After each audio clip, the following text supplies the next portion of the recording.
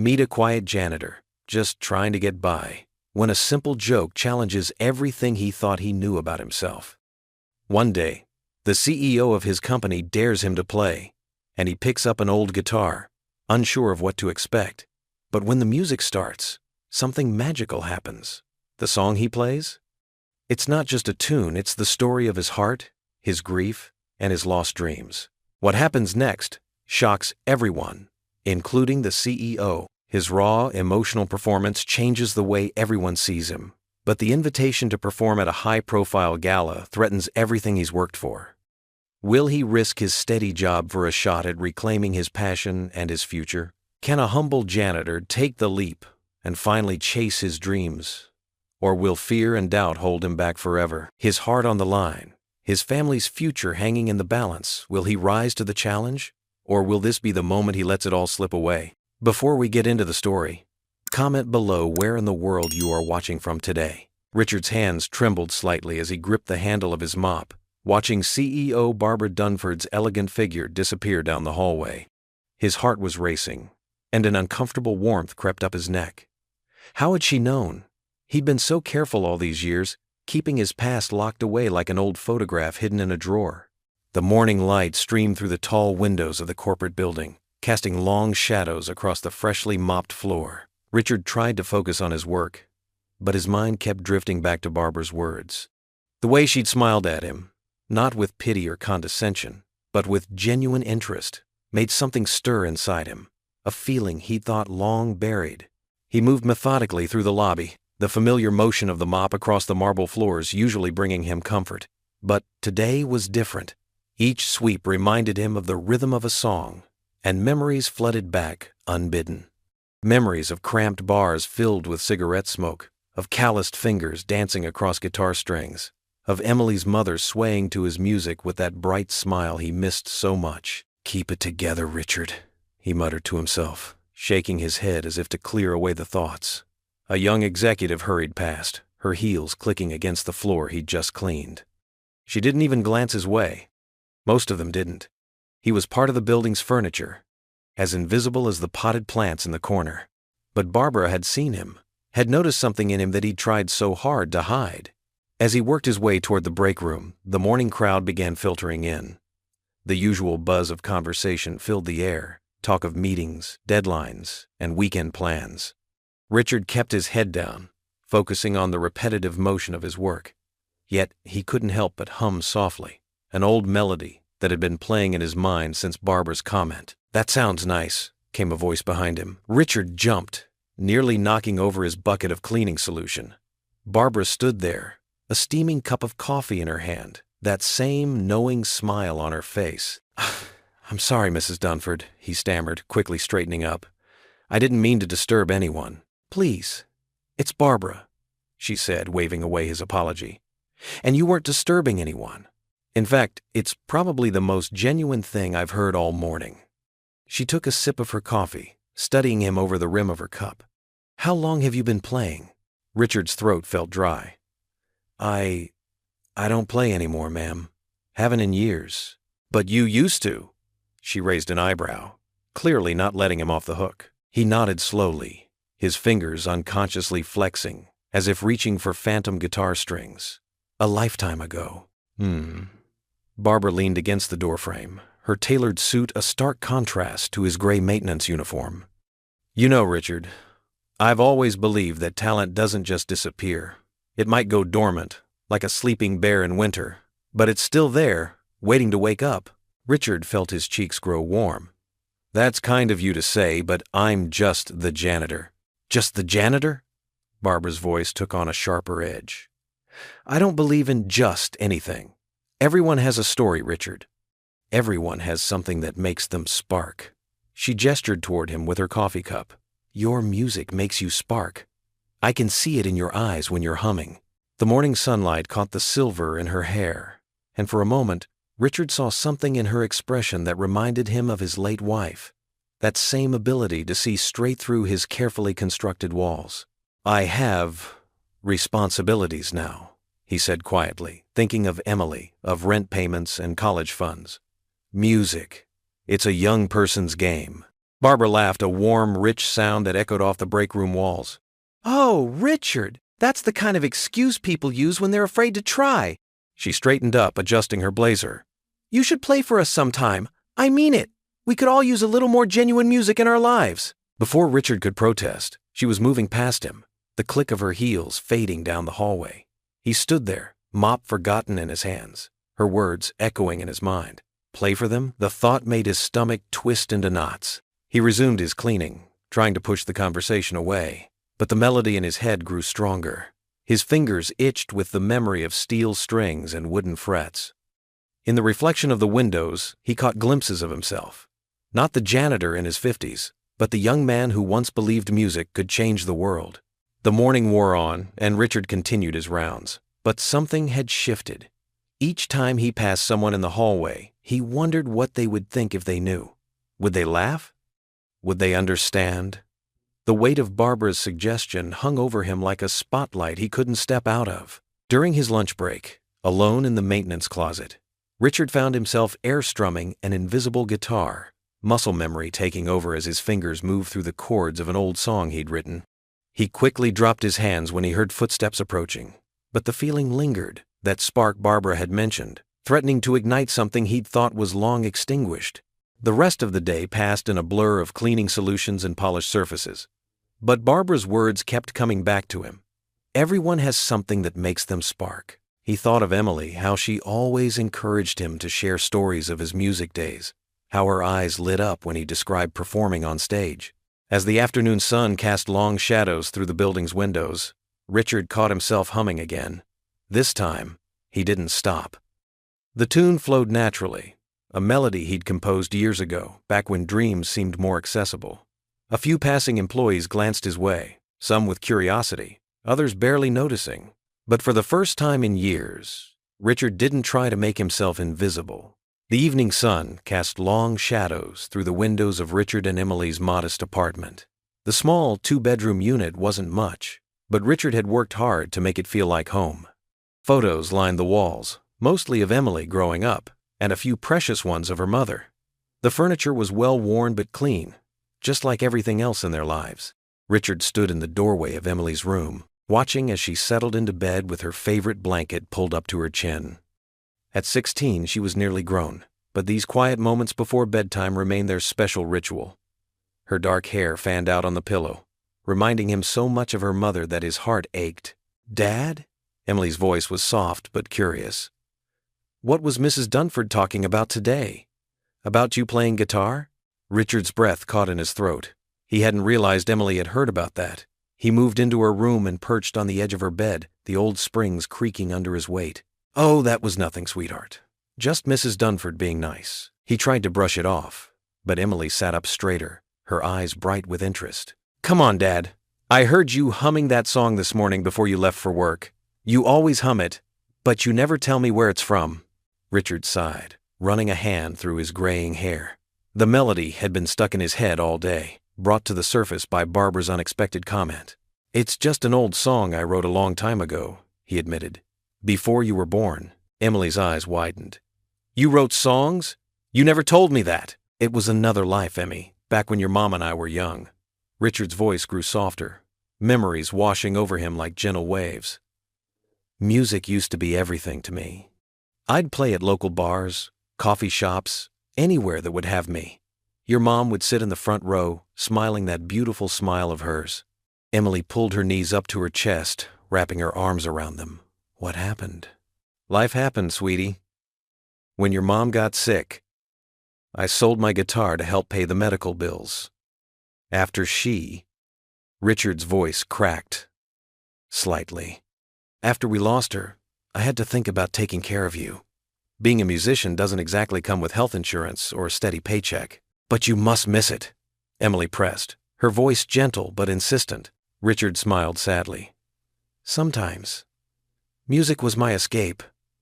When I played, everything else just disappeared." It was like speaking a different language, one that came straight from the heart. Emily reached out and touched his hand. "Maybe you could play again? Just for fun?" Richard let out a small laugh, but it didn't quite reach his eyes. "Oh, Emmy, those days are long gone. Besides, what would people think if they saw the janitor up there trying to be a musician? They'd think you're brave, Emily said firmly. And talented, and maybe they'd see what I see. That you're so much more than just the guy who cleans their offices. Richard's throat tightened with emotion.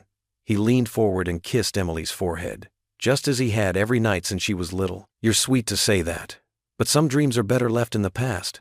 What matters now is making sure you have a good future ahead of you. But Dad, no buts, Richard said gently but firmly. It's getting late, and you have school tomorrow. Emily sank back against her pillows, but her expression remained determined. Will you at least tell me about the song you were humming? The one Mrs. Dunford heard? Richard tucked the blanket around her, his movements careful and deliberate as he gathered his thoughts. I wrote it for your mom the day I proposed to her. We were at the beach, and the sun was setting. The way the light hit her face. He paused, lost in the memory. I pulled out my guitar right there in the sand and played it for her. She said yes before I even finished the song. That's beautiful, Emily whispered, her eyes shining. I wish I could hear it. Maybe someday, Richard said. But they both knew he didn't mean it. He stood up, his joints protesting slightly. Time for sleep, kiddo. Dad, Emily called as he reached the doorway. I think Mom would want you to play again. Richard's hand tightened on the doorframe. Good night, Emmy, he said softly, unable to respond to her words. He switched off the light, leaving the door slightly ajar as always. In the darkness of the hallway, he paused, letting the memories wash over him. The weight of his old guitar in his hands, the feel of the strings under his fingers, the way the music used to flow from him as naturally as breathing. But those memories belonged to a different man, a younger version of himself who still believed in dreams. Now, he had more important things to focus on. Emily's college fund wasn't going to fill itself, and the rent was due next week. Dreams of music and spotlight glory were luxuries he couldn't afford anymore. He had to be practical, responsible, steady, all the things his younger self had refused to be. Still, as he walked to his own small bedroom, the melody of that old love song played in his head, as clear and beautiful as the day he'd written it. Some things, he realized, never really went away. They just got buried under the weight of reality, like treasures hidden beneath years of settled dust. The morning light streamed through the tall glass windows of the corporate building, casting a warm glow across the polished marble floors. Richard Harper moved his mop in steady strokes, his movements methodical and practiced after years of maintaining these halls. The lobby was starting to fill with the usual morning crowd, men and women in pressed suits clutching coffee cups, their heels clicking against the freshly cleaned floor. Richard kept his head down, focused on his work. He'd learned long ago that being invisible made his job easier. The less attention he drew to himself, the better. But as he worked his way toward the entrance, a familiar voice cut through the morning bustle. Richard! Barbara Dunford's confident tone rang across the lobby. She stood near the reception desk, dressed in a tailored navy suit that commanded attention. Her smile was warm but held a hint of mischief that made Richard's stomach tighten. Good morning, Miss Dunford, he replied politely, straightening up from his work. I've been thinking about yesterday, she said, taking a few steps closer. About your humming. Her eyes sparkled with interest. How about it, Richard? Play us a tune. Richard's hands tightened around the mop handle. Oh, I don't think... Come on! Barbara's voice carried across the lobby, drawing curious glances from passing employees. I bet you're really good. A small crowd began to gather, their morning routines momentarily forgotten. Richard noticed Sandra from accounting and Tom from marketing watching with amused expressions. More people drifted over, attracted by the unusual scene of their CEO engaging with the janitor. Miss Dunford, I appreciate the thought, but I'm working, Richard said quietly, hoping to deflect the attention. His collar felt too tight, and he could feel sweat beginning to form on his forehead. Oh, surely we can spare you for one song, Barbara insisted. She turned to the growing crowd. Wouldn't you all like to hear Richard play? Several employees nodded, some calling out words of encouragement. Richard recognized faces he cleaned around every day. People who had never given him more than a passing glance now looked at him with curious anticipation. There's an old guitar in the break room, someone called out. The one Mike brings in sometimes? Richard's heart hammered in his chest. The situation was spiraling out of his control. He thought about Emily, about their conversation last night, about the years he'd spent pushing his music aside. The weight of all those eyes on him made him want to disappear into the floor he'd just cleaned. "I haven't played in years," he protested weakly. But Barbara was already dispatching someone to fetch the guitar. The crowd had grown larger now, with people stopping on their way to meetings or desks. Richard could hear their whispered conversations, see their skeptical glances. Some looked embarrassed for him. Others seemed merely curious about the break in their routine. A young intern returned with a guitar, an old acoustic model with worn strings and a few scratches on its body. The sight of it made Richard's fingers tingle with muscle memory. How many times had he held an instrument just like this one, pouring his heart into the strings? Barbara took the guitar and held it out to him. "Just one song, Richard. What do you say?" The mop stood forgotten against the wall now. Richard looked at the faces around him, some encouraging, some doubtful, all waiting. He thought about Emily's words from the night before, about how she'd never really known him when music was part of his life. He thought about his wife, about the joy they'd shared through music, about all the dreams he'd packed away with his old guitar. His hands trembled slightly as he reached for the instrument. The weight of it felt both foreign and familiar, like greeting an old friend after many years apart. The wood was cool against his palms, and despite his nervousness, his fingers naturally found their position on the frets. "I'm not sure about this," he said, but he was already adjusting his grip, already feeling the pull of the strings beneath his fingers. "Just give it a try," Barbara encouraged, her voice gentler now. She seemed to sense the weight of the moment, the vulnerability in his hesitation. More employees had gathered, forming a loose semicircle around him. Richard saw phones being pulled out, ready to capture whatever was about to happen. The pressure of their attention pressed in on him from all sides. Someone pulled over a chair from the reception area, and Barbara gestured for him to sit. Richard lowered himself onto it, trying to ignore the trembling in his legs. The guitar felt awkward in his lap, too big and too small all at once. "Really, Miss Dunford, I don't know if this is appropriate." He tried one last time, but his protest sounded weak even to his own ears. "Just one song," Barbara repeated, her eyes twinkling with encouragement. "Show us what you can do." The crowd murmured in agreement, and Richard felt the last of his resistance crumbling. He looked down at the guitar, adjusted its position, and took a deep breath. His heart was racing, his palms were sweaty, but somewhere beneath the anxiety, a tiny spark of excitement flickered to life. "All right," he said quietly, more to himself than to his audience. "Just one song." The morning light streamed through the tall glass windows of the corporate building, casting a warm glow across the polished marble floors. Richard Harper moved his mop in steady strokes, his movements methodical and practiced after years of maintaining these halls. The lobby was starting to fill with the usual morning crowd, men and women in pressed suits clutching coffee cups, their heels clicking against the freshly cleaned floor. Richard kept his head down, focused on his work. He'd learned long ago that being invisible made his job easier, but today was different.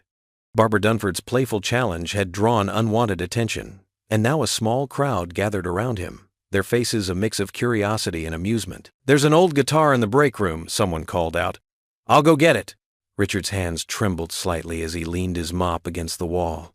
His throat felt dry, and his heart hammered against his ribs. It had been years since he'd held a guitar, let alone played for an audience. The memory of his last performance, in his living room, with his wife Sarah smiling at him from their worn couch, made his chest ache. Barbara stood at the front of the growing crowd, her usually stern business expression replaced by genuine interest. "Come on, Richard, show us what you've got." A young intern returned, carrying a dusty acoustic guitar.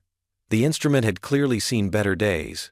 Its wooden body was scratched, and one of the tuning pegs was slightly bent. Richard accepted it with careful hands, running his fingers along its worn surface. "I haven't played in a very long time," he said softly, more to himself than to the audience. The weight of the guitar felt both foreign and familiar as he adjusted it in his arms. The scratch of the strap against his neck brought back a flood of memories.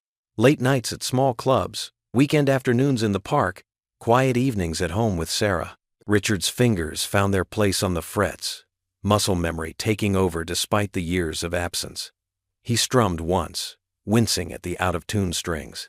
With practiced movements that surprised even himself, he began tuning the guitar, twisting each peg until the notes rang true. The crowd waited patiently, their earlier amusement shifting to curiosity as they watched this transformation. The janitor they'd passed by countless times without a second glance was suddenly different. There was a confidence in his movements that hadn't been there before. Richard took a deep breath, his eyes closing for a moment. In his mind, he could see Sarah sitting across from him, her eyes bright with love as he played their song.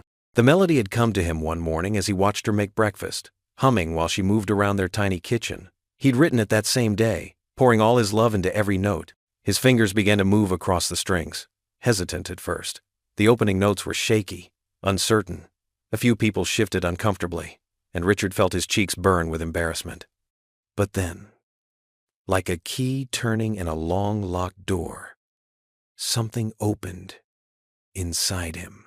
The music flowed from his fingers, each note ringing clear and true in the lobby's perfect acoustics. The simple melody grew stronger, more confident with each measure. His body swayed slightly with the rhythm, lost in the familiar pattern of the song. The chattering crowd fell silent. The usual sounds of the busy lobby, clicking heels, elevator chimes, rustling papers, faded away until there was nothing but the music.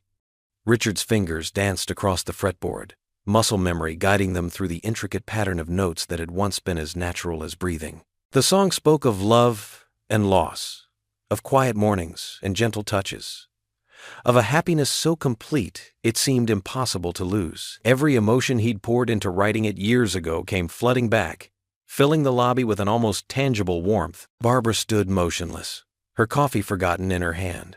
The employees, who had gathered to watch what they thought would be an amusing spectacle, now stood transfixed. Some had tears in their eyes, moved by the raw emotion in every note. Richard played on, his weathered hands bringing the old guitar back to life. The melody soared through the verse and chorus, each note carrying a piece of his heart. In that moment, he wasn't a janitor playing for a crowd of suits. He was a musician again, sharing his soul through his music. The morning sun continued to stream through the windows, casting Richard in a soft, golden light as he played. His usual stooped posture had straightened, years seeming to fall away as the music poured out of him. The song that had been locked away in his heart for so long filled the space, transforming the corporate lobby into something almost sacred. As the final notes rang out, echoing off the marble walls, Richard kept his eyes closed. His fingers remained poised on the strings, trembling slightly from the emotion and effort. The silence that followed was profound, heavy with unspoken understanding. Richard's hands trembled as he held the old guitar from the break room. Its scratched surface and worn strings felt foreign, yet oddly familiar against his calloused fingers. The small crowd of office workers had grown, their faces expectant as they formed a loose circle around him in the lobby. He adjusted his position on the chair someone had brought out for him, feeling completely out of place in his gray janitor's uniform. The morning sun streaming through the windows suddenly felt too bright, too exposing. His throat went dry as he realized how many people were watching. The first few notes came out hesitant and awkward. Richard winced at the slight squeak of his fingers against the old strings. But then, something shifted inside him.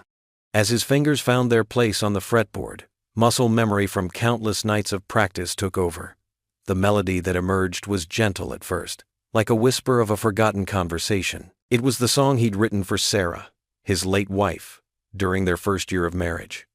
The tune had come to him one quiet evening as he watched her cook dinner, humming to herself. The memory flooded back now, clear and vivid, and his fingers moved with newfound confidence. The lobby fell silent. Even the usual sounds of clicking heels and shuffling papers ceased. The security guard at the front desk leaned forward, coffee cup forgotten in his hand. A few employees who had been heading to the elevator stopped in their tracks, turning to listen. Richard closed his eyes, letting the music flow through him. The old guitar might have been out of tune, but the emotion in his playing transcended its imperfections.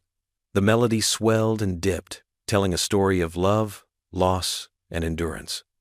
His wedding day, their small apartment, Sarah's laugh, their last goodbye, all of it poured into the song. When the final note faded away, Richard kept his eyes closed for a moment longer, afraid to break the spell. The silence in the lobby was absolute. Then, someone started clapping, others joined in, and suddenly the space was filled with enthusiastic applause. Richard opened his eyes to see tears in more than a few faces. A young woman in a designer suit was dabbing at her eyes with a tissue.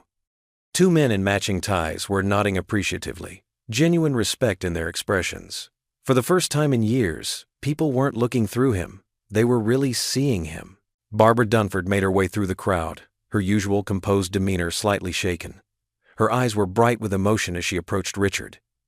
"That was extraordinary," she said, her voice carrying clearly despite its softness. "I knew you had talent, but this was something else entirely." Richard felt his face grow warm. He carefully set the guitar aside and started to stand, but Barbara gestured for him to stay seated.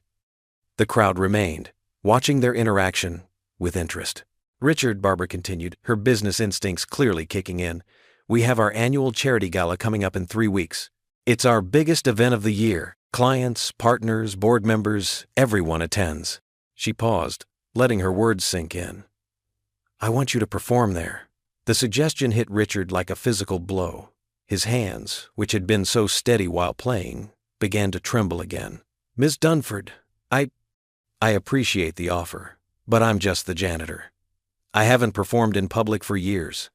I wouldn't know how to—" "Stop right there," Barbara interrupted, her tone gentle but firm. "What we just witnessed wasn't just anything.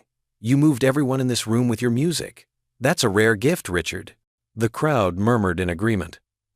Richard glanced around, overwhelmed by the supportive looks on faces he'd cleaned around for years without really connecting with. His chest felt tight with a mixture of pride and fear. "The gala raises money for local education initiatives," Barbara explained. "Your performance could help us reach more underprivileged students. Think about it. Your music could make a real difference." Richard's thoughts went to Emily, to her college dreams, and the stack of bills on his kitchen table. The practical part of him wanted to say yes, to grab this unexpected opportunity. But another part, the part that had learned to stay safe in the shadows, held him back. "I'm sorry," he said quietly, standing up and straightening his uniform. "I really am honored by the offer, Miss Dunford, but I don't think I can." He gestured vaguely at his janitor's cart. "I should get back to work." Barbara's expression showed disappointment, but also understanding. "The offer stands, Richard.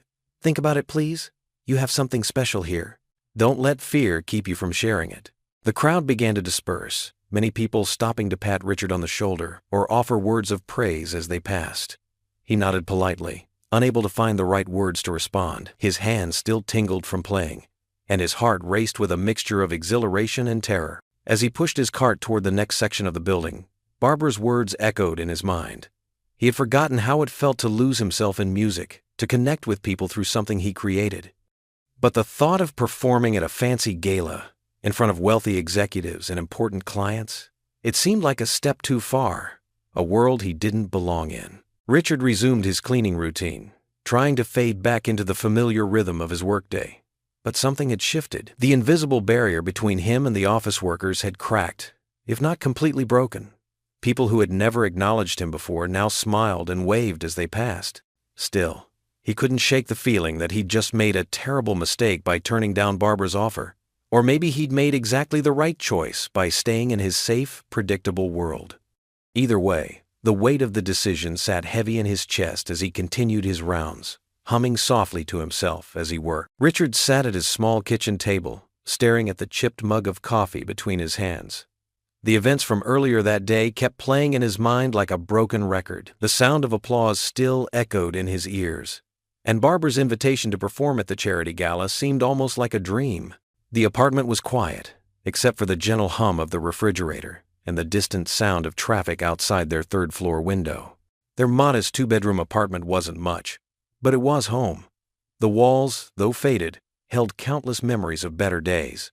Emily's footsteps broke through his thoughts as she entered the kitchen. She was still in her school uniform, her dark hair pulled back in a neat ponytail. "Dad? You've been sitting here for almost an hour." She pulled out the chair across from him, the legs scraping against the linoleum floor. "Are you thinking about what happened today?" Richard managed a weak smile. "News travels fast, huh? Mrs. Martinez from accounting texted me." Emily leaned forward, her eyes bright with excitement. "She said you were amazing, Dad. Why didn't you tell me you were going to play?" "I didn't exactly plan it," Richard admitted, running a hand through his graying hair. "Ms. Dunford kind of put me on the spot. But now you have this incredible opportunity." Emily's voice rose with enthusiasm. A chance to perform at the charity gala? Dad, that's huge. Richard shook his head, pushing his coffee mug away. Emily, honey, I'm a janitor. I clean floors and empty trash cans. That's what I do. No, Emily said firmly, reaching across the table to grab his hand. That's what you do to pay the bills, but it's not who you are. She squeezed his fingers. Remember when Mom was still here?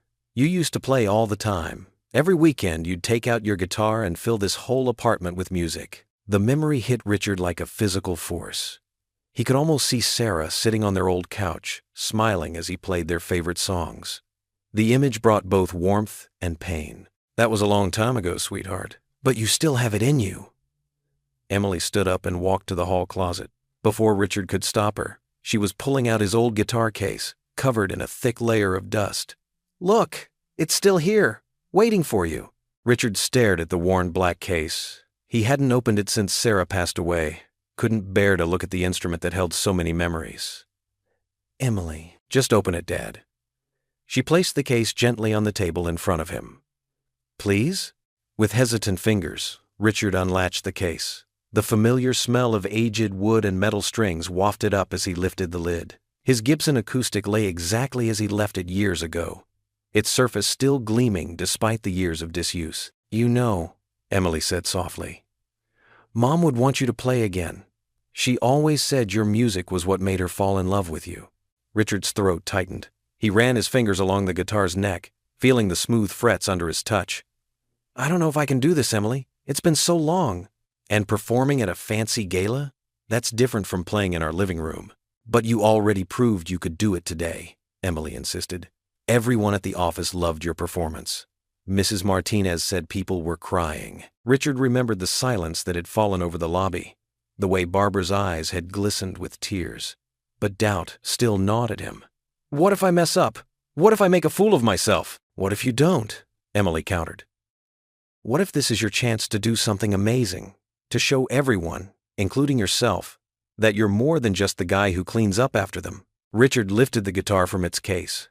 Its weight, familiar yet strange in his hands. The strings would need changing, and the body needed a good polish, but it was still the same instrument that had once been his constant companion. Remember that song you wrote for my 10th birthday? Emily asked, sitting back down. The one about reaching for the stars? Richard nodded, his fingers automatically finding the opening chord. But he stopped short of playing it, uncertainty freezing his hands in place. I don't know, Emily. The gala. It's such a big event. Important people will be there. What if... Stop with the what ifs, Dad, Emily interrupted gently. Just try. That's all anyone's asking. That's all I'm asking. Richard looked at his daughter's hopeful face, then back at the guitar in his hands. The instrument seemed to be waiting, patient after all these years. He positioned his fingers on the fretboard, feeling the familiar ache in his fingertips that he knew would return with practice. But as he prepared to strum, doubt crept in again. His hands felt stiff, unpracticed. The memory of Sarah's smile, as he played their favorite songs, mixed with the intimidating thought of performing in front of wealthy executives and their guests. Could he really step back into this world after so long? Was he ready to open that door again, to let music back into his life when it held so many bittersweet memories? The guitar sat heavy in his lap, both a comfort and a challenge. Richard stared at it, caught between the urge to play and the fear of failing. The evening light streaming through their kitchen window cast long shadows across the room, and in that moment, he felt every one of his 52 years weighing on his shoulders. Richard glanced up at his daughter, a weak smile tugging at his lips. You heard about that, huh? Mrs. Peterson from accounting called Jenny, who texted me right after school. Emily's eyes sparkled with excitement. She said you were amazing, Dad. Why didn't you ever tell me you could play like that? Richard shrugged, his weathered hands wrapping tighter around the coffee mug. It was a long time ago, sweetheart. Different life, different person, but it's still you. Emily reached across the table and placed her hand over his. Her touch was warm and reassuring, just like her mother's used to be. And Mrs. Dunford wants you to play at the gala. That's huge. Richard shifted uncomfortably in his chair. I don't know, Emily. Playing one song in the break room is one thing, but a gala? He shook his head. Those are important people. They're expecting professionals, not the janitor. Emily's face fell slightly. Is that really how you see yourself? Just the janitor? Her words hit him hard. Richard stood up, walking to the small window above their sink. Outside, the city lights twinkled against the darkening sky. The same view he'd looked at for the past 10 years, ever since they'd moved here after Sarah passed away. I clean floors, Em. That's what I do. It puts food on the table and keeps a roof over our heads. He turned back to face her. Sometimes we have to accept what life gives us. Emily pushed her chair back and walked to the corner of their living room. Richard watched as she pulled out an old guitar case from behind the bookshelf. A thin layer of dust covered its surface. Mom wouldn't want you to just accept things, she said quietly, running her hand over the case. She'd want you to try. Richard's throat tightened. The guitar case held more than just an instrument. It held memories of late nights with Sarah, of writing songs together, of dreams they'd shared before life took a different turn. Emily opened the case carefully. Inside, his old Gibson acoustic guitar lay nestled in its faded velvet lining. The wood was still beautiful, even after all these years of neglect. Play something, Emily said, holding out the guitar. Just try. Richard hesitated, but something in his daughter's eyes, that same determined look Sarah used to have, made him step forward. He took the guitar, its familiar weight, both comforting and terrifying. Settling back into his chair, he positioned the instrument in his lap. His fingers felt stiff and clumsy as they found their place on the fretboard. The first few chords he struck were awkward, out of tune. It's been too long, he muttered, starting to put the guitar down. I can't. Keep going, Emily interrupted, sitting cross-legged on the floor beside him. Please, Dad, you just need practice. Richard looked at his daughter's encouraging face and took a deep breath. He adjusted his fingers and tried again. Slowly, the muscle memory began to return. The notes weren't perfect, but they were clearer now, more purposeful. He found himself playing the opening chords to Brown-Eyed Girl, Sarah's favorite song. Emily's face lit up with recognition. Mom used to sing this, she said softly. I remember, Richard nodded, unable to speak as the memories washed over him. His fingers moved more confidently now, finding their way through the familiar progression, the kitchen filled with music. And for a moment, it felt like Sarah was there with them, swaying to the rhythm as she used to do. After a few minutes, his fingers began to cramp. Years of manual labor had changed them from what they once were. He stopped playing, flexing his hand. That was beautiful, Dad, Emily said, wiping a tear from her cheek. See? It's still in there. You just need to practice. Richard carefully placed the guitar back in its case. Maybe you're right, sweetheart, but the gala, that's different. Those people saw something special today, Emily insisted. Mrs. Dunford wouldn't have asked you if she didn't believe in you. She stood up and hugged him tightly. And I believe in you too. Richard held his daughter close, breathing in the familiar scent of her shampoo, the same brand Sarah used to use. When did you get so wise, huh? Emily pulled back, grinning. Must be those good genes you and Mom gave me. Tell you what, Richard said, looking at the guitar case. I'll practice a little more tonight, just to see how it feels. Really? Emily's face brightened. Can I stay and listen? Richard nodded, reaching for the guitar again. For a little while. But then it's homework time, young lady. He played for another 30 minutes, his confidence growing with each passing moment. The notes weren't perfect, and his timing was sometimes off. But with Emily's encouraging smile and gentle head bobbing, he felt something he hadn't experienced in years, the joy of making music. Finally, when his fingers couldn't take any more, he carefully placed the guitar back in its case. That's enough for tonight, he said, massaging his hand. These old fingers need some time to remember what they're doing. Emily stood up and kissed his cheek. You're going to be amazing at the gala, Dad, I just know it. Richard's fingers moved across the guitar strings, finding their rhythm after an hour of practice. The melody was becoming smoother, though still not perfect. Emily sat nearby, doing her homework at their small kitchen table, occasionally glancing up to give him an encouraging smile. The phone's sharp ring cut through the music. Richard set his guitar aside and reached for the cordless handset on the counter. Hello? He answered, wiping his sweaty palms on his worn jeans. Richard, Barbara Dunford here. The CEO's voice was bright and energetic. I hope I'm not interrupting anything. Richard straightened in his chair, even though she couldn't see him. "No, ma'am. Just practicing a bit." "Wonderful. That's actually why I'm calling." There was an excited edge to her voice.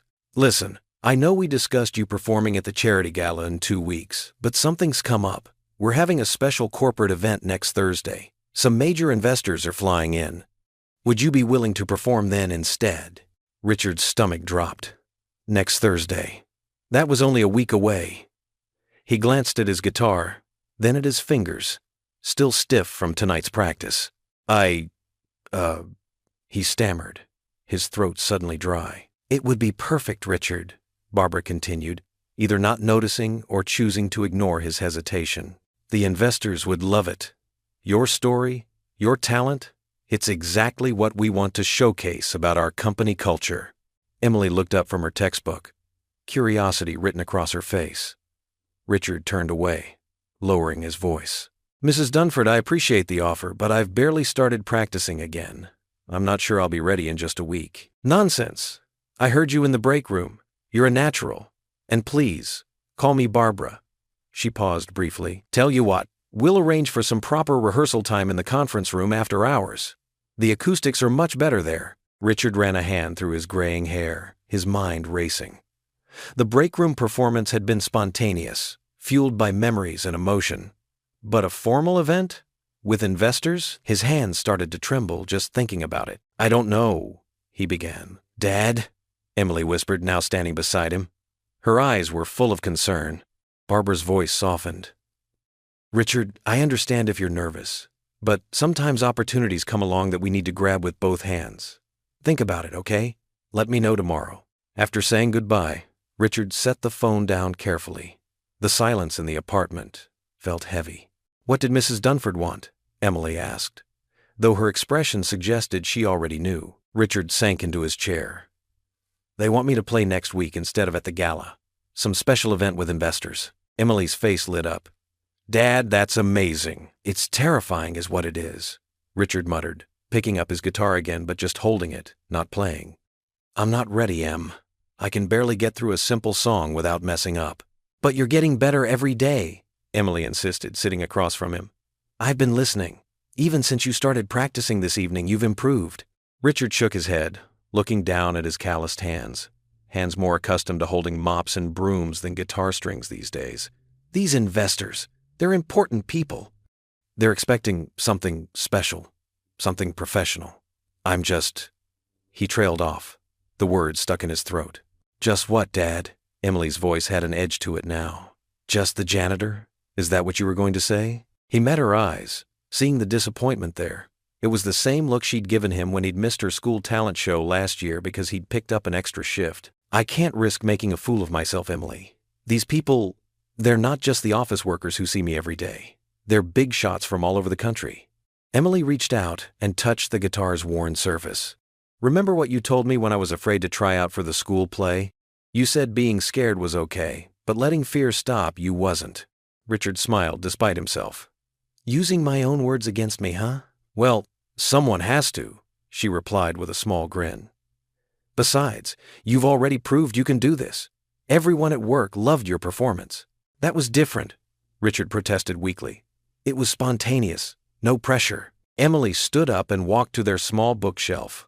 Pulling out an old photo album, she flipped through it until she found what she was looking for, a photograph of Richard on stage at some long-forgotten bar, guitar in hand, much younger but unmistakably happy. "This is who you are, Dad," she said softly, placing the photo in his hands. "Not just the guy who cleans the building. You're the person in this picture, too." Richard stared at the photograph, memories flooding back. He remembered that night, the energy of the crowd, the joy of performing, the feeling that anything was possible. When had he stopped believing in that version of himself? "I don't want to let you down, Em," he admitted quietly. "The only way you could let me down is by not trying." Emily's voice was firm. "And anyway, you heard Mrs. Dunford. She's offering to let you practice in the conference room. That's huge." Richard set the photograph aside and picked up his guitar again, strumming a few quiet chords. The thought of performing next week still terrified him, but Emily's words echoed in his mind. Being scared was okay, but letting fear stop you wasn't. "I need to think about it," he said finally, his fingers hovering over the strings. "It's not just about playing a few songs. If I mess this up, then you mess up," Emily finished for him. "The world won't end. But if you don't try, you'll never know what could have happened." Richard looked at his daughter, seeing so much of Sarah in her determination, her unwavering faith in him. The thought of disappointing either of them made his chest tighten. He played a few more notes, the melody uncertain but present. The conference room would have better acoustics than their small apartment, and with a week of focused practice, maybe, just maybe, but the doubt crept back in, whispering all the ways this could go wrong. He could embarrass himself, lose the respect of his coworkers, maybe even jeopardize his job. Was it worth the risk? The weight of the decision pressed down on him as he sat there, caught between the comfort of his familiar life and the uncertain promise of something more. Richard's fingers moved across the guitar strings, finding their rhythm after an hour of practice. The melody was becoming smoother, though still not perfect. Emily sat nearby, doing her homework at their small kitchen table, occasionally glancing up to give him an encouraging smile. The phone's sharp ring cut through the music. Richard set his guitar aside and reached for the cordless phone on the coffee table. "Hello? Richard, it's Barbara." Her voice carried its usual warmth. "I hope I'm not interrupting your practice." No, not at all." Richard shifted in his chair, absently running his hand along the guitar's worn neck. "Listen, I've been thinking. Before the charity gala, we're having a smaller corporate event next week. Would you consider performing there? It would be great practice for the main event." Richard's stomach tightened. "Next week?" His voice cracked slightly. "I don't know if I'm ready." "You're more ready than you think," Barbara assured him. "The voice coach says you're making incredible progress. And honestly, Richard, a smaller audience might help build your confidence." Emily looked up from her textbooks, curiosity written across her face. Richard caught her eye, and she gave him a thumbs up, even though she couldn't hear the conversation.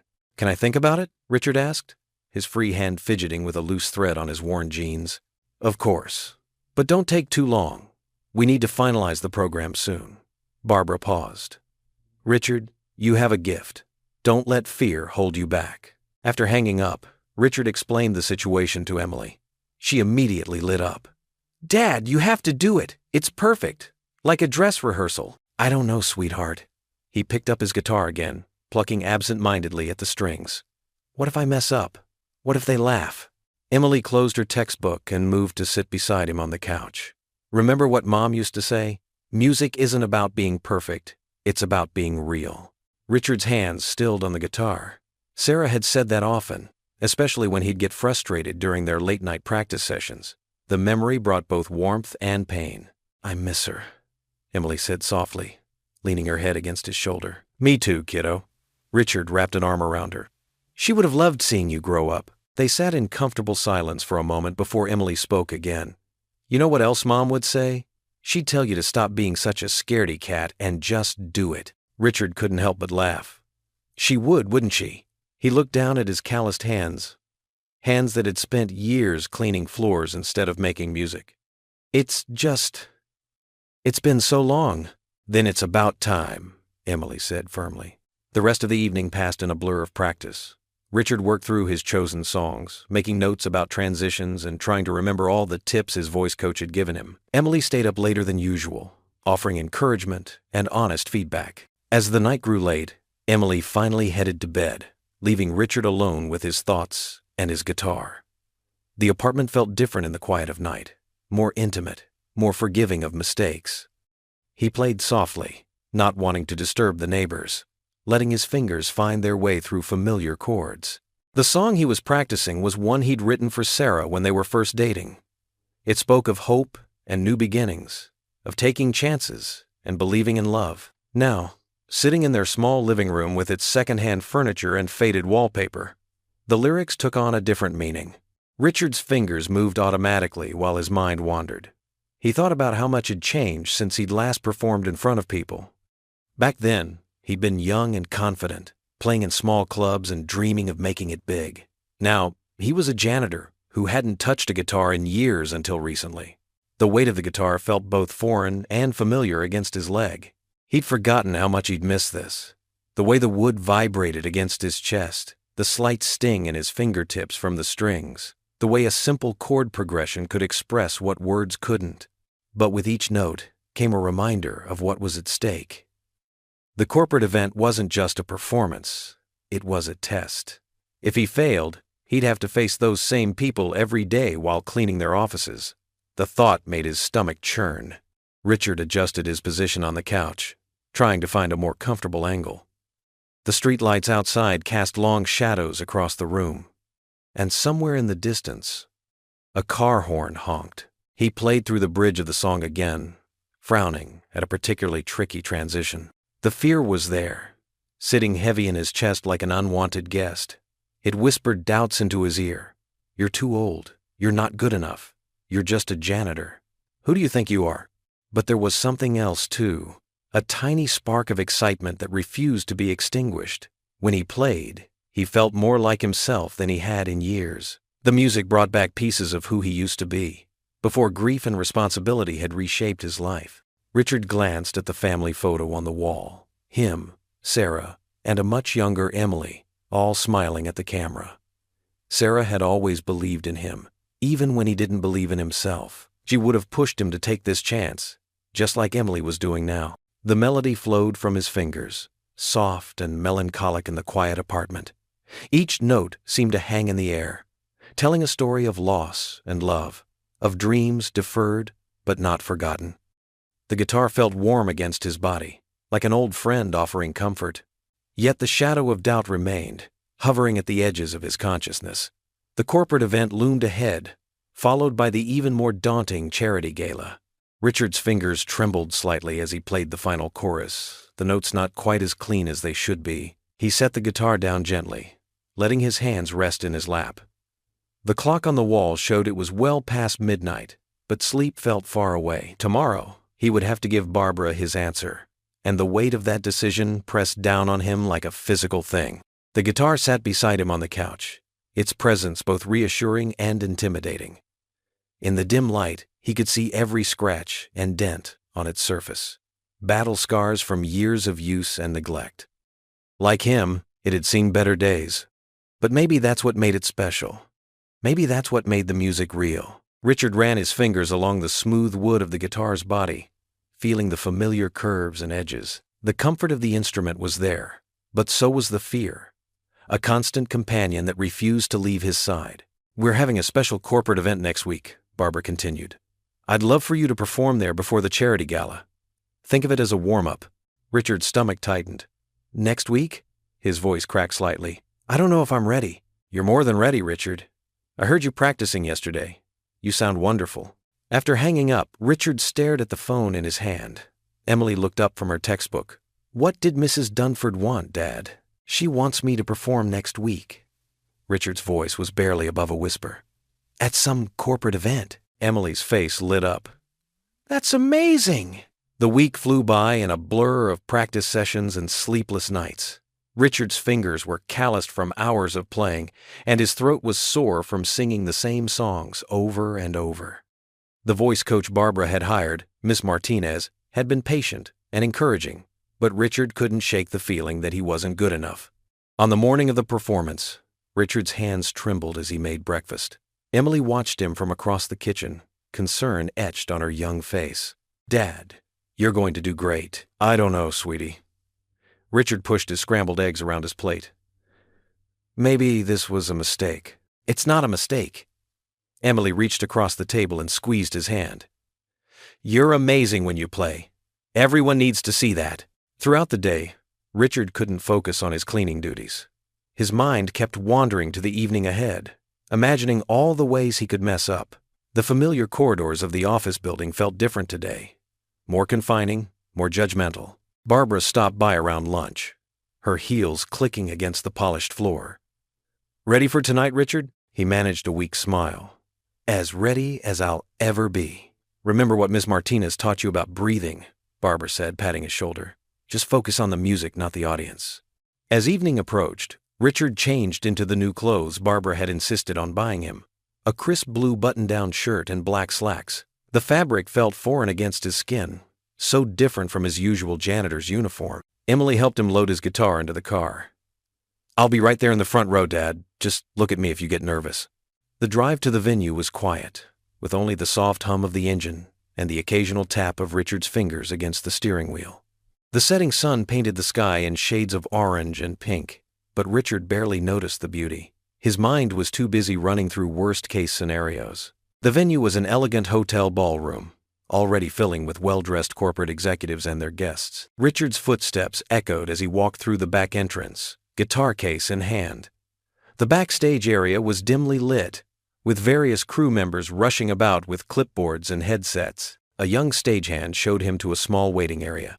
"You'll be on after Mr. Thompson's speech," she explained. "Should be about 20 minutes. Richard nodded, unable to form words. He could hear the murmur of the crowd through the curtain, growing louder as more people arrived. His palms were sweating as he took out his guitar, checking the tuning for the 100th time. Emily found him backstage, sneaking past security with a determined look that reminded him so much of her mother. "Dad, you look so handsome." She straightened his collar. "Are you okay? You're really pale." "I don't think I can do this, Em." Richard's voice shook. "There are so many people out there." "Of course you can do this." Emily's voice was firm. "You're Richard Harper, and you're going to show them what real music sounds like." Before Richard could respond, the stagehand returned. "5 minutes, Mr. Harper." The next few minutes passed in a blur. Richard heard Mr. Thompson's voice booming through the speakers, followed by polite applause. Then the stagehand was gesturing for him to move toward the stage. Richard's legs felt like lead as he walked up the steps to the stage. The spotlight hit him like a physical force, making him squint. As his eyes adjusted, he could make out the sea of faces staring up at him. Hundreds of people in expensive suits and dresses, all waiting expectantly. The microphone stood at center stage, looking somehow threatening in the harsh light. Richard's fingers clutched his guitar so tightly his knuckles turned white.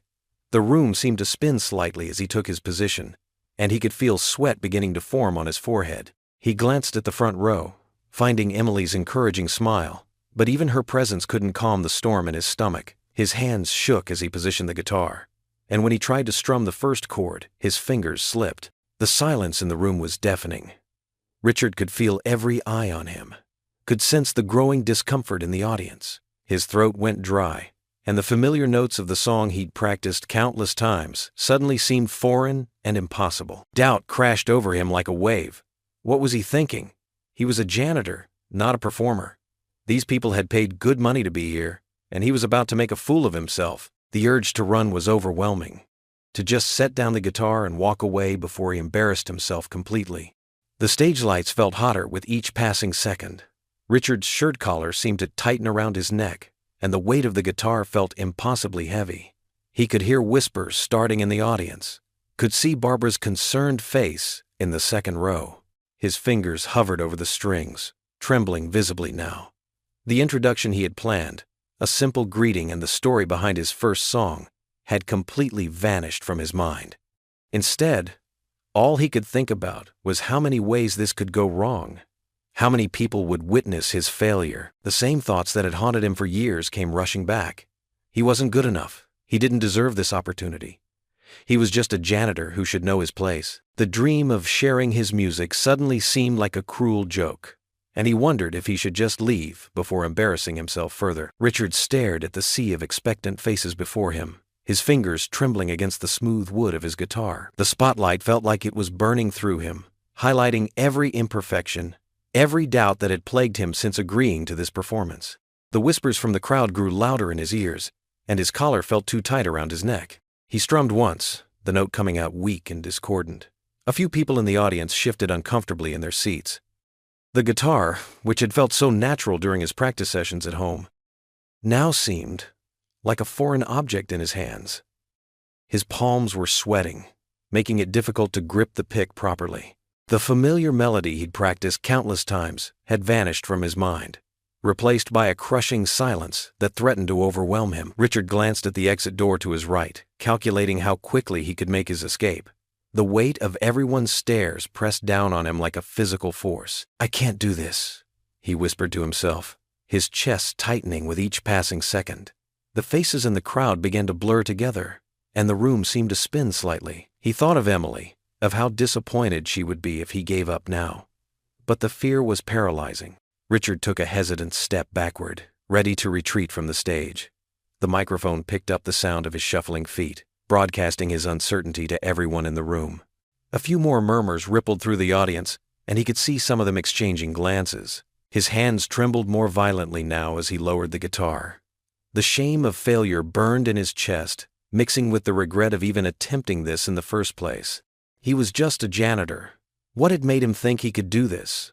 The old doubts that had kept him from playing for so many years came rushing back, threatening to drown him. From the corner of his eye, he caught movement at the side of the stage.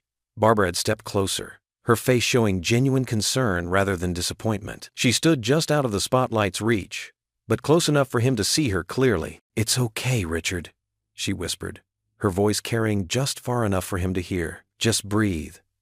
Her calm presence seemed to anchor him somewhat, providing a focal point away from the intimidating crowd. "You've got this." The simple words cut through the panic in his mind.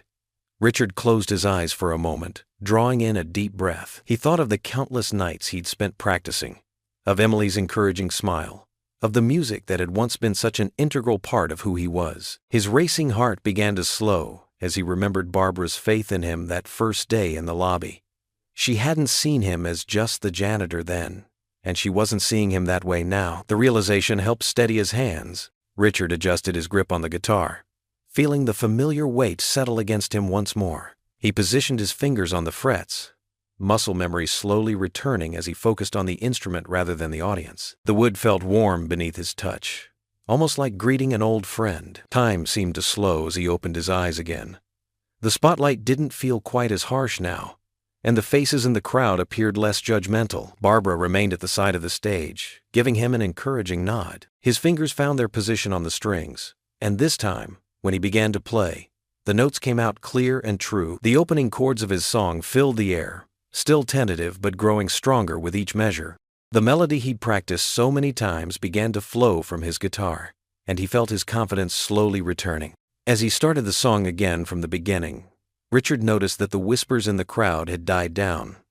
The silence was different now, not oppressive, but anticipatory. He kept his eyes on his guitar, letting the familiar movements of his fingers guide him through the introduction of the song. The music carried him forward, each note a step away from the edge of panic he'd been teetering on moments before. Barbara's words echoed in his mind, "You've got this."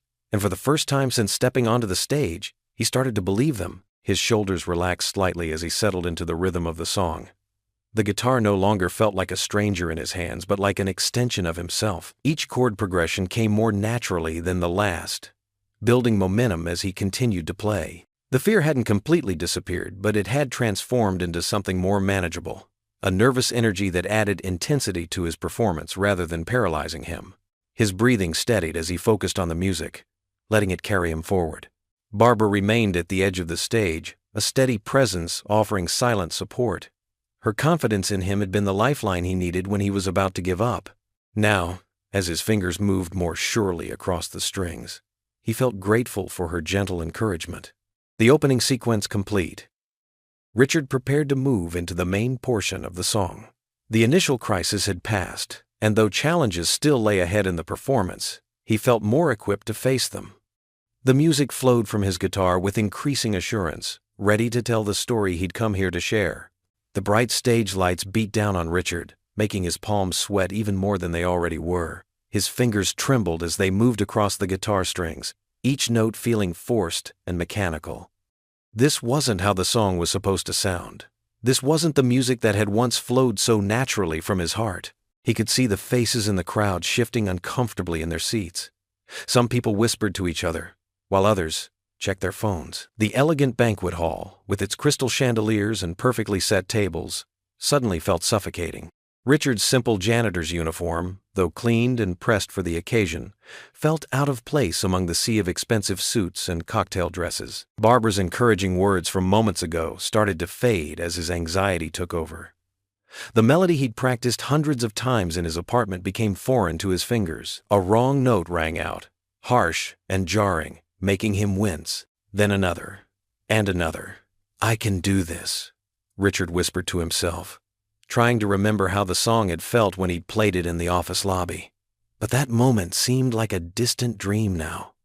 Here, under the scrutiny of dozens of wealthy executives and their guests, every mistake felt magnified.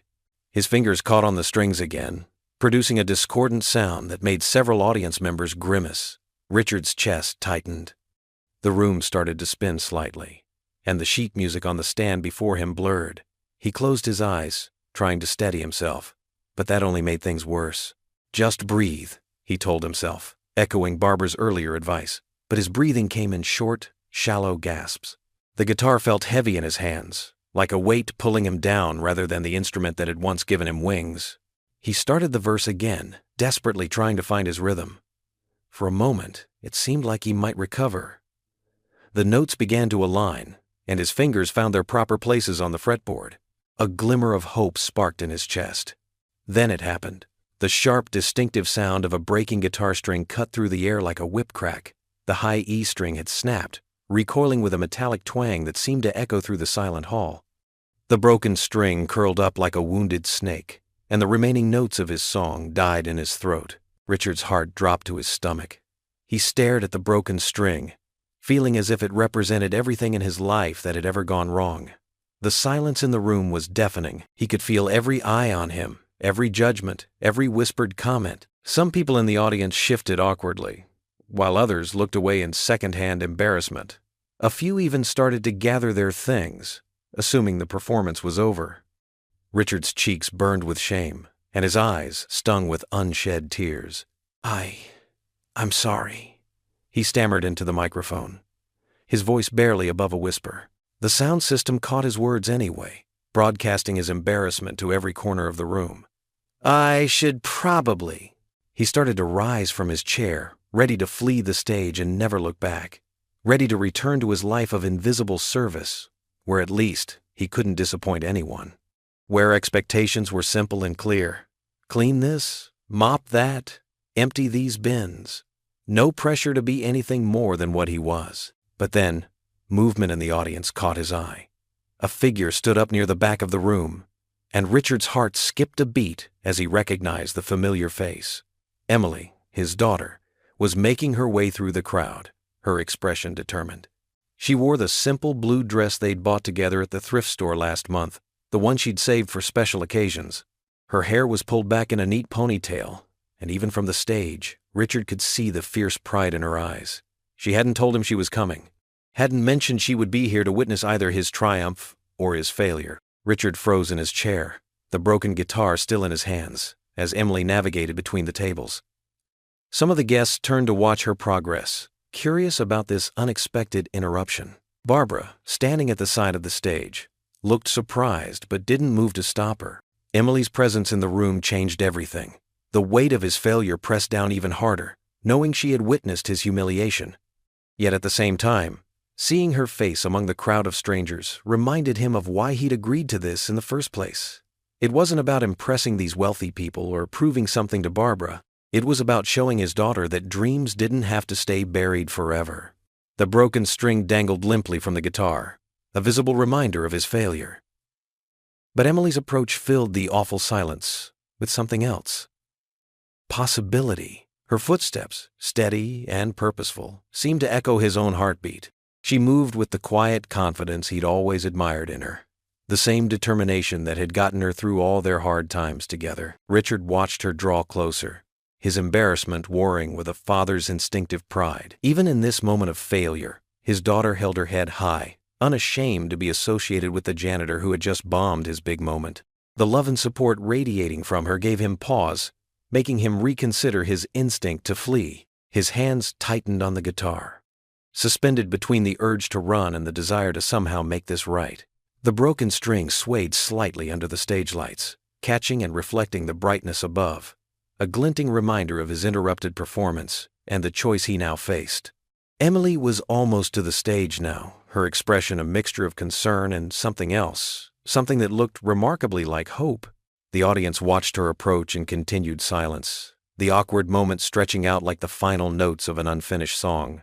Chapter 13. Richard's heart nearly stopped when he saw Emily making her way through the crowd. Her face glowed under the dim banquet hall lights as she approached the stage, tears glistening in her eyes. The broken guitar string hung limply, a stark reminder of his failure. But Emily's presence changed everything. "Dad, keep going. Don't give up," she whispered, her voice barely audible but filled with unwavering faith. Richard's hands trembled as he looked down at the broken instrument. The missing string meant he couldn't play the song as he'd practiced it. But something stirred inside him, a memory of late nights spent singing lullabies to Emily with a guitar that was far from perfect. He adjusted his grip on the neck of the guitar, his fingers finding new positions to compensate for the missing string. The wealthy audience members shifted in their seats, their expressions a mix of pity and discomfort. But Richard didn't see them anymore. He only saw Emily's encouraging smile. Taking a deep breath, he began to play again. The melody was simpler now, stripped down to its bare essence. His voice, when it joined the music, was rough with emotion but steady. He sang the song he'd written for his late wife, the one that had always made Emily smile even on the hardest days. The first few notes wavered, but then something magical happened. The imperfection of the broken string forced him to rely on raw emotion rather than technical precision. His voice grew stronger, filling the banquet hall with a depth of feeling that no perfectly tuned instrument could match. People in the audience began to lean forward in their seats. A few dabbed at their eyes with fancy cloth napkins. Even the waiters stopped their rounds, standing still with their trays of champagne forgotten in their hands. Richard's fingers found their way across the remaining strings, creating a melody that spoke of loss and love, of dreams set aside and hope rekindled. Each note carried the weight of years spent cleaning floors while holding on to memories of music. His voice cracked on the high notes, but somehow that made the song even more powerful. Emily stood at the edge of the stage, her hands clasped together, watching her father with pride shining in her eyes. She mouthed along with the words she'd heard him humming while doing dishes, words that had been the backdrop to her childhood. As Richard reached the bridge of the song, something shifted in the room. A few people in the audience began to sway gently. Others closed their eyes, lost in the emotion of the moment. The broken string no longer mattered. The music had transcended the physical limitations of the instrument. The final verse came, and Richard's voice grew softer, more intimate. He sang about second chances and the courage to begin again, words that felt truer now than when he'd first written them. The last note hung in the air, fragile and beautiful, before fading into silence. For a moment, no one moved. Then, from the back of the room, someone stood up and began to applaud. Like a wave, others followed suit until the entire audience was on their feet. The applause thundered through the banquet hall, accompanied by whispers of bravo and sniffles from those most touched by the performance. Emily rushed forward to hug her father, nearly knocking over the microphone stand in her enthusiasm. "I knew you could do it," she said, her voice muffled against his shoulder. "I just knew it." Richard held his daughter close, too overwhelmed to speak. The broken guitar rested against his leg, no longer a symbol of failure, but a reminder that imperfection could lead to something extraordinary. Through the blur of tears, he saw Barbara making her way toward the stage.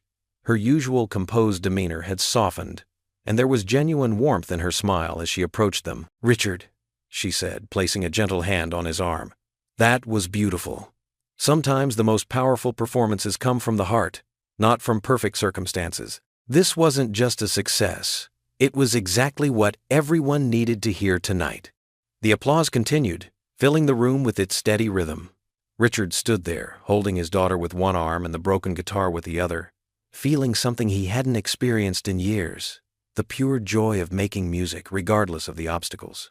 Barbara's words washed over him like a healing balm, erasing the shame of the broken string and the initial stumbles. In that moment, surrounded by appreciation and love, Richard understood that sometimes the greatest triumphs come not from flawless execution, but from the courage to continue when everything seems to be falling apart. The audience remained standing, their applause a testament to the power of resilience and authenticity. Some were wiping away tears, while others nodded in understanding, as if the simple janitor with his broken guitar had somehow given voice to something they all needed to hear. That evening, Richard sat in his small apartment, his fingers absently tracing the repaired string on his guitar. The events of the night kept replaying in his mind, the broken string, Emily's encouragement, and the unexpected support from the crowd. The living room lamp cast a warm glow across the worn carpet as he tried to process everything that had happened. Emily sat cross-legged on their threadbare couch, working on her homework but stealing glances at her father every few minutes. She hadn't stopped smiling since they'd left the event, proud of how he'd persevered despite the setback. "You were amazing, Dad," she said for what must have been the 10th time that evening. "The way you kept playing, even with the broken string. I've never seen anything like it." Richard shook his head modestly. "I almost walked off that stage, you know, if you hadn't been there." The phone's sharp ring cut through their conversation, making them both jump. Richard reached for the cordless handset on the coffee table, checking the caller ID. His eyebrows rose in surprise when he saw the company's number. "Hello?" he answered, his voice uncertain. "Richard?" Barbara Dunford's warm voice came through clearly. "I hope I'm not calling too late." "No, not at all, Mrs. Dunford." Richard sat up straighter, even though she couldn't see him. Emily watched him intently, her homework forgotten.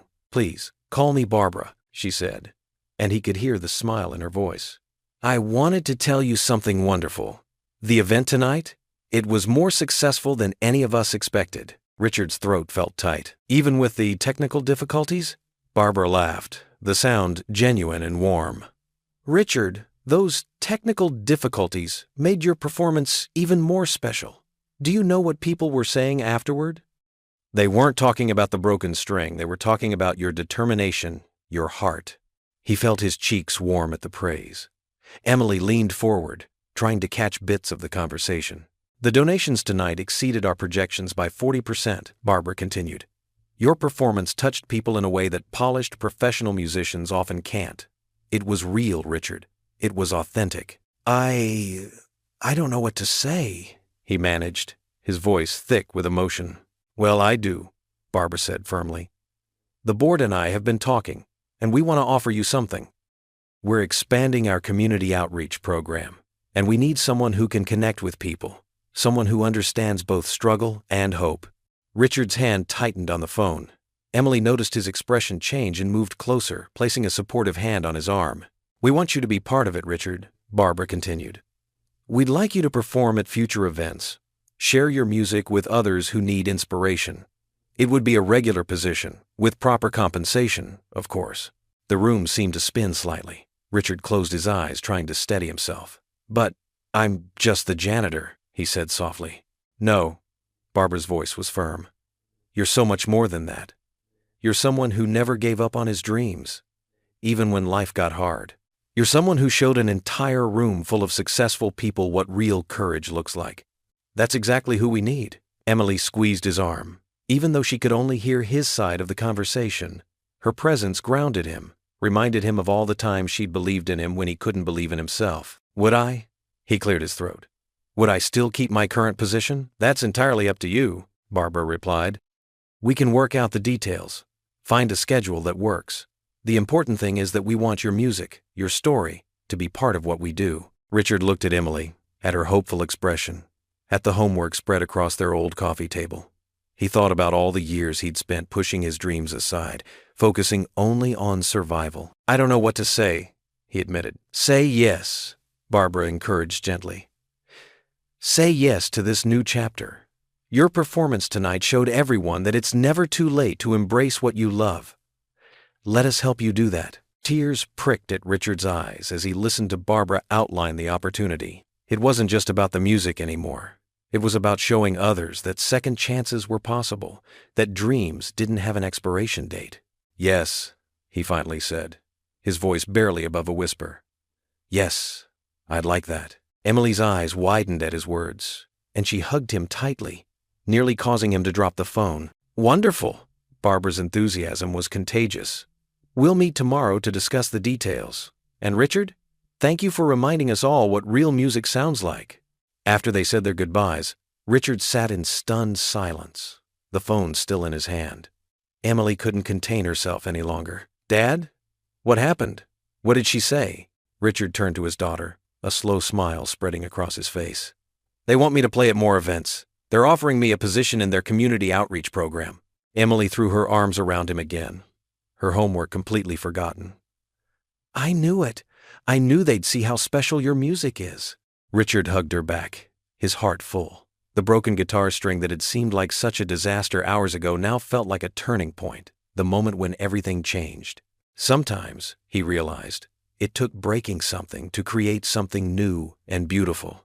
The lamp continued to cast its warm glow over father and daughter as they sat together, talking about possibilities they'd never dared to imagine before. Outside their window, the city lights twinkled like stars, seeming to celebrate this unexpected turn in their story. "You were amazing, Dad," Emily said for what must have been the 10th time that evening.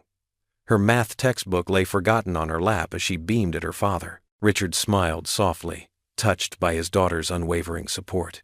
Just then, his phone buzzed on the coffee table. The caller ID showed Barbara Dunford's name, making his heart skip a beat. He answered with slightly trembling fingers. "Hello, Richard?" Barbara's warm voice came through clearly. "I hope I'm not calling too late." "No, not at all, Mrs. Dunford," Richard replied, sitting up straighter even though she couldn't see him. "Please, call me Barbara," she said with a gentle laugh. "Listen, the board was incredibly moved by your performance tonight. Not just your music, but your perseverance. Would you be able to meet me tomorrow morning to discuss something important?" Richard glanced at Emily, who was watching him intently.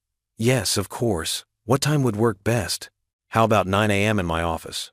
Don't worry about your regular duties. I've already arranged coverage." The next morning, Richard stood in front of the mirror, adjusting his tie. He'd pulled out his only suit, the one he'd worn to his wife's funeral years ago. It felt strange wearing it for something positive this time. The fabric was a bit tight around his shoulders now, but it would have to do. When he arrived at the office building, everything looked different. The lobby he'd cleaned countless times seemed brighter somehow. The security guard Tom gave him a friendly nod and a thumbs up as he passed. "Looking sharp, Richard," Tom called out. "Heard about your performance last night. Way to go." Richard mumbled his thanks, still unused to the attention. The elevator ride to the executive floor felt longer than usual. His reflection in the polished doors showed a man he barely recognized. Not quite the janitor anymore, but not quite something else either. Barbara's assistant greeted him with a warm smile and immediately ushered him into the spacious corner office. The room had floor-to-ceiling windows that offered a breathtaking view of the city. Barbara stood up from behind her massive desk, walking around to greet him with an extended hand. "Richard, thank you for coming," she said, gesturing to a comfortable chair across from her desk. "Please, have a seat." As Richard sat down, he noticed a familiar guitar case propped against the wall, brand new and gleaming. Barbara followed his gaze and smiled. "That's part of what I wanted to discuss with you," she said, settling into her chair. "Last night, something extraordinary happened. When your string broke, most people would have given up. But you didn't. You showed everyone in that room what real courage looks like." Richard shifted uncomfortably in his seat. "I just didn't want to disappoint Emily," he admitted. "And that's exactly what makes you special, Richard." Barbara leaned forward, her eyes bright with enthusiasm. "Your authenticity, your humility, it moved people. The event raised double what we expected. And do you know why? Because people connected with your story, with your heart." She pulled out a folder from her desk drawer. "The company wants to offer you a position in our community outreach program. We'd like you to perform at our events, share your story, and help us connect with people in a meaningful way." Richard's mouth went dry. "But I'm just a janitor," he said softly. Barbara shook her head firmly. "No, Richard, you're a musician who's been cleaning our building. There's a big difference." She opened the folder, revealing a contract. "We want to offer you a part-time position as our community outreach ambassador. You'll still have a steady income, benefits, and the freedom to pursue your music. Plus," she gestured to the guitar case, "we want to provide you with the tools you need to succeed." Richard stared at the contract, his vision blurring slightly. "I don't know what to say." "Say yes." Barbara smiled warmly.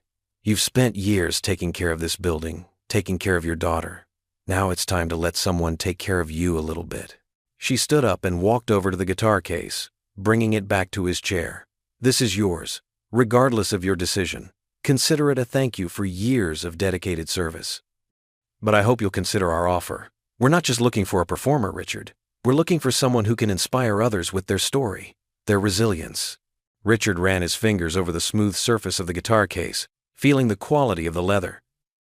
"What exactly would I be doing?" he asked, his voice barely above a whisper. "You'd perform at our charity events, yes, but more importantly, you'd work with local community centers, schools, and youth programs." Share your music, your story. Show people that it's never too late to chase their dreams. Barbara's voice was filled with genuine enthusiasm. We'll provide training, support, whatever you need to feel confident in this role. For the first time since entering the office, Richard felt his shoulders relax. He looked up at Barbara, seeing not his boss, but someone who truly believed in him. "Thank you," he said, his voice steady now. "For seeing something in me that I'd forgotten was there." Barbara smiled, understanding in her eyes. "Sometimes we all need someone to remind us of who we really are." She handed him a pen. "Take the contract home. Review it with Emily. But know that this isn't charity, Richard. You've earned this opportunity through years of hard work and character. We're just lucky enough to have recognized it before someone else did." As Richard stood to leave, clutching the new guitar case and the contract, Barbara touched his arm gently. "You know, when I first noticed you humming that morning, I had no idea we had such talent right under our noses. But what's even more impressive than your music is your spirit, Richard. That's what we want to share with others." Richard nodded, feeling a warmth spread through his chest. For the first time in years, he felt like he was exactly where he was meant to be. Not just a janitor, not just a musician, but someone who could make a difference in others' lives. As he walked toward the door, Barbara called out one last time, "Oh, and Richard, don't forget to practice. Your first official performance is in 2 weeks." Richard adjusted the strap of his new guitar, a gift from the company, as he prepared for another small performance in the office building's atrium. The morning sun streamed through the glass ceiling, casting warm patterns on the marble floor. 3 weeks had passed since that first nerve-wracking performance at the event, and each day brought new challenges and small victories. "You're up in 5 minutes, Richard," said Sarah, one of the event coordinators, clipboard in hand. She gave him an encouraging smile. Just the usual lunch crowd today. The usual lunch crowd meant about 50 employees who would gather during their break to listen to him play. It wasn't a massive audience, but it was enough to make Richard's palms sweat every time. Still, he nodded and took a deep breath.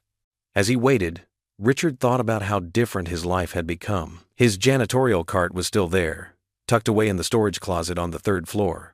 But now he split his time between cleaning and performing. Barbara had arranged it so he could maintain his steady income while exploring this new opportunity. The small stage area in the atrium had become familiar territory. Richard settled onto the wooden stool, adjusted the microphone, and looked out at the gathering crowd. Some faces he recognized from his years of cleaning their offices, while others were new. All of them smiled at him now, a far cry from the days when they barely noticed him at all. "Good afternoon, everyone," Richard said into the microphone, his voice stronger than it had been weeks ago. "Thank you for coming." He started with a cover song, one that everyone knew, and watched as people swayed along. Some even sang quietly under their breath. The nervousness that had plagued him during his first performances had begun to fade, replaced by a quiet confidence that grew with each note. After the lunch performance, Richard headed to the break room to grab some water. Barbara was there, pouring herself a coffee. "Wonderful performance today, Richard," she said, stirring cream into her cup. "The employees have been telling me how much they look forward to these lunch concerts. It's bringing everyone together in a way we never expected." Richard felt his cheeks warm at the praise. "Thank you, Mrs. Barbara," he corrected himself. "It means a lot to have this chance." "You've earned it," she replied. "And speaking of chances, we'd like you to perform at next month's regional meeting. It's a bigger venue, about 200 people." The number made Richard's stomach tighten, but he managed a nod. "I'd be honored." That evening, Richard practiced in the small living room of his apartment, trying to perfect a new song for the regional meeting. The walls of their modest home were thin, and he could hear the neighbors' television through them, but he'd learned to tune it out. Emily sat cross-legged on their worn couch, supposedly doing her homework, but Richard noticed she was watching him more than her textbook. There was something different about her expression today, a mixture of excitement and anxiety that made him pause mid-chord. "Everything okay, sweetheart?" he asked, lowering his guitar. Emily bit her lip, a habit she'd had since she was little. "Actually, Dad, I need to tell you something." Richard set his guitar aside, giving her his full attention. "What is it?" "Remember that application I sent to Wellington Prep?" Emily's voice quivered slightly. "The one we thought was a long shot?" Richard nodded, his heart beginning to race. Wellington Prep was one of the most prestigious schools in the state, known for its exceptional academic program and high college placement rates. Emily pulled an envelope from her backpack. They offered me a scholarship. Pride swelled in Richard's chest. Emily, that's amazing! He moved to hug her, but stopped when he noticed her expression hadn't changed. What's wrong? It's a partial scholarship, she explained, unfolding the letter with trembling hands. They'll cover 75% of the tuition, but... She handed him the paper. Richard's eyes scanned the numbers, and his heart sank. Even with the generous scholarship, the remaining tuition was far more than they could afford. His new performance opportunities brought in some extra income, but nowhere near enough to cover these costs. Oh, was all he could manage to say. Emily rushed to fill the silence. I know it's a lot of money, Dad. I shouldn't have even applied. I just thought... No, Richard interrupted, pulling her into a hug. Never apologize for reaching for your dreams, sweetheart. This is incredible news. You earned this, but we can't afford it. Emily whispered against his shoulder. Richard held her tighter, his mind racing. The letter trembled in his hand, the numbers seeming to grow larger every time he glanced at them. His daughter, his brilliant, hard-working daughter, had earned this opportunity, and he couldn't give it to her. Maybe we could get a loan, Emily suggested half-heartedly, but they both knew their credit wouldn't support it. Richard looked around their small apartment, at the second-hand furniture, and the water stain on the ceiling they couldn't afford to fix. His new guitar stood in the corner, gleaming in the dim light, a symbol of his own second chance. But what good was his second chance if he couldn't give his daughter her first? Dad? Emily's voice brought him back to the present. It's okay. Really. The public high school is fine. I can still get into a good college from there. Richard looked at his daughter, seeing so much of her mother in her brave smile and determined eyes. The scholarship letter felt heavy in his hands, like all the dreams they couldn't quite reach. We'll figure something out, he said, though he had no idea how. The regional meeting performance fee wouldn't even cover a fraction of what they needed. There has to be a way. Emily hugged him again, and Richard could feel her trying to be strong, trying not to show her disappointment. She pulled away and picked up her textbook, attempting to return to her homework as if nothing had happened. But Richard saw her wiping her eyes when she thought he wasn't looking. He picked up his guitar again, but the songs he'd been practicing earlier now felt hollow. The excitement of his new role, the pride he'd felt in his growing confidence, it all paled in comparison to this moment. His fingers moved across the strings, but his mind was stuck on those numbers on the scholarship letter, on the dream that seemed just out of reach. The neighbor's television droned on through the wall, and somewhere in the distance, a siren wailed. Just another evening in their small corner of the world, where dreams sometimes had to wait, no matter how brightly they shined. Richard sat at their small kitchen table, staring at the scholarship letter in his trembling hands. The late afternoon sun cast long shadows across the worn linoleum floor, and the quiet hum of their old refrigerator filled the silence. His new guitar leaned against the wall nearby, a symbol of his unexpected second chance at music. The numbers on the letter seemed to blur together. Even with the scholarship covering most of the tuition, they still needed $15,000.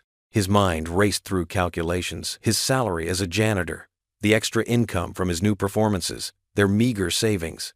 Nothing added up to enough. He placed the letter down and rubbed his tired eyes. The past few weeks had been a whirlwind of changes. His performances at company events had grown more confident, and people actually looked forward to hearing him play.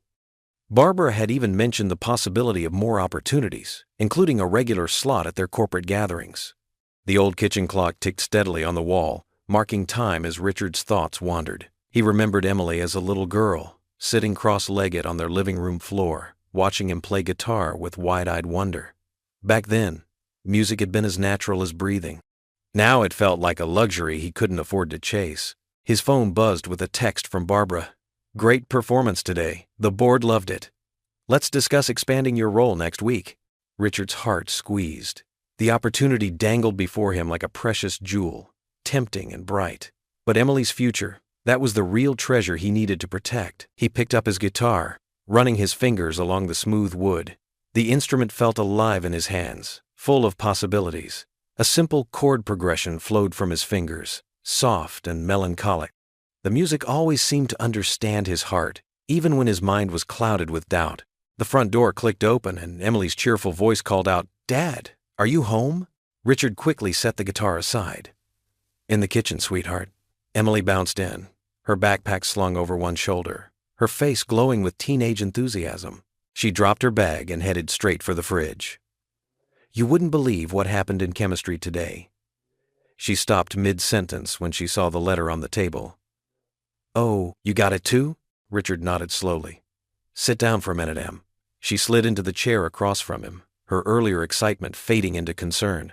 "Dad, I know what you're thinking, but this is an amazing opportunity," Richard interrupted gently. "Your grades, your hard work, you've earned this chance. But we can't afford it," Emily finished, her voice small. Richard reached across the table and took her hand. "Listen to me. You've always been the smart one in this family. You've got a bright future ahead of you, and I'm not going to let anything stand in your way. What about your music?" Emily's eyes darted to the guitar. "Things are finally happening for you, Dad. People love hearing you play. Barbara's giving you more opportunities." "That's different," Richard said, though his heart ached at the words. Music is just a dream. Your education is real. It's important." Emily pulled her hand away, frustration crossing her face. "Your music is real too. I've seen how happy it makes you, how happy it makes other people. Why does it have to be one or the other?" Richard stood up and paced the small kitchen.